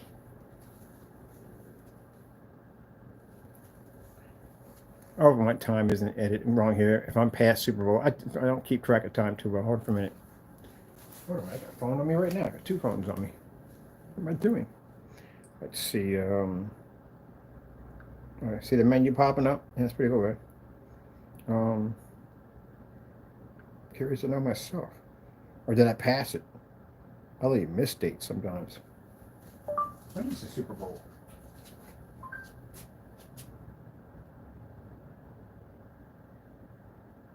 Really? Oh. Oh! Are you freaking kidding me? San Francisco? Oh, we got them in the family. I know Jesse's a San Francisco fan too, so it begins. I don't know if I want to go down that road. I don't want to make that bet. The jersey's kind of cool though. I mean, any team that I don't like at the end of the day. I like the team. I guess it won't count. And the Chiefs are playing. We have any Chief fans in the family? No, we do got San Francisco. Yes, we do. I got to call them up. But we don't got no Chief fans in the family, so I guess whatever. It's not going to work so well.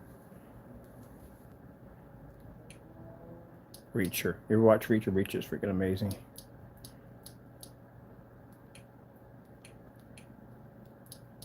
Showing the menu comes up quite nicely.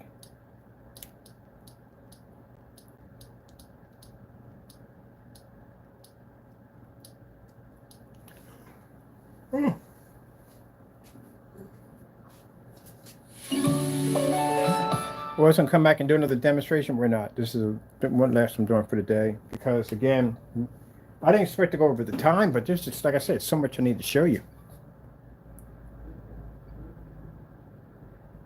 I need a bowl of cereal. I can't watch cartoons without a freaking bowl of cereal. Here's what's new for you today. Oh, they got the Hello Kitty. They got the Unikitty. Oh, the Thundercats. I don't even know why they got rid of Thundercats. Were freaking hilarious. Oh, they were freaking hilarious. You ever seen the Thundercat cartoon on here? It's freaking hilarious.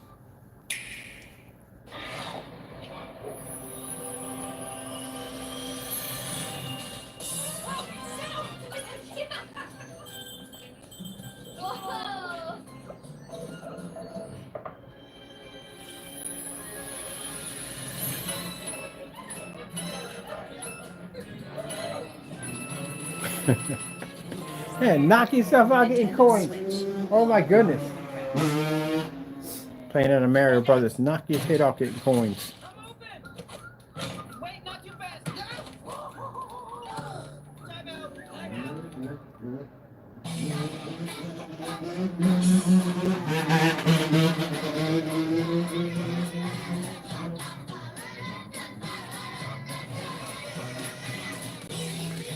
All right, people. You can't pause it. That one you got to exit all together out. All right, people, I got to go. I know this is a really long demonstration, but I mean, it's the only way I can basically show you everything you need to see. I got to go. Thank you for your time, and God bless. Oops, right over here.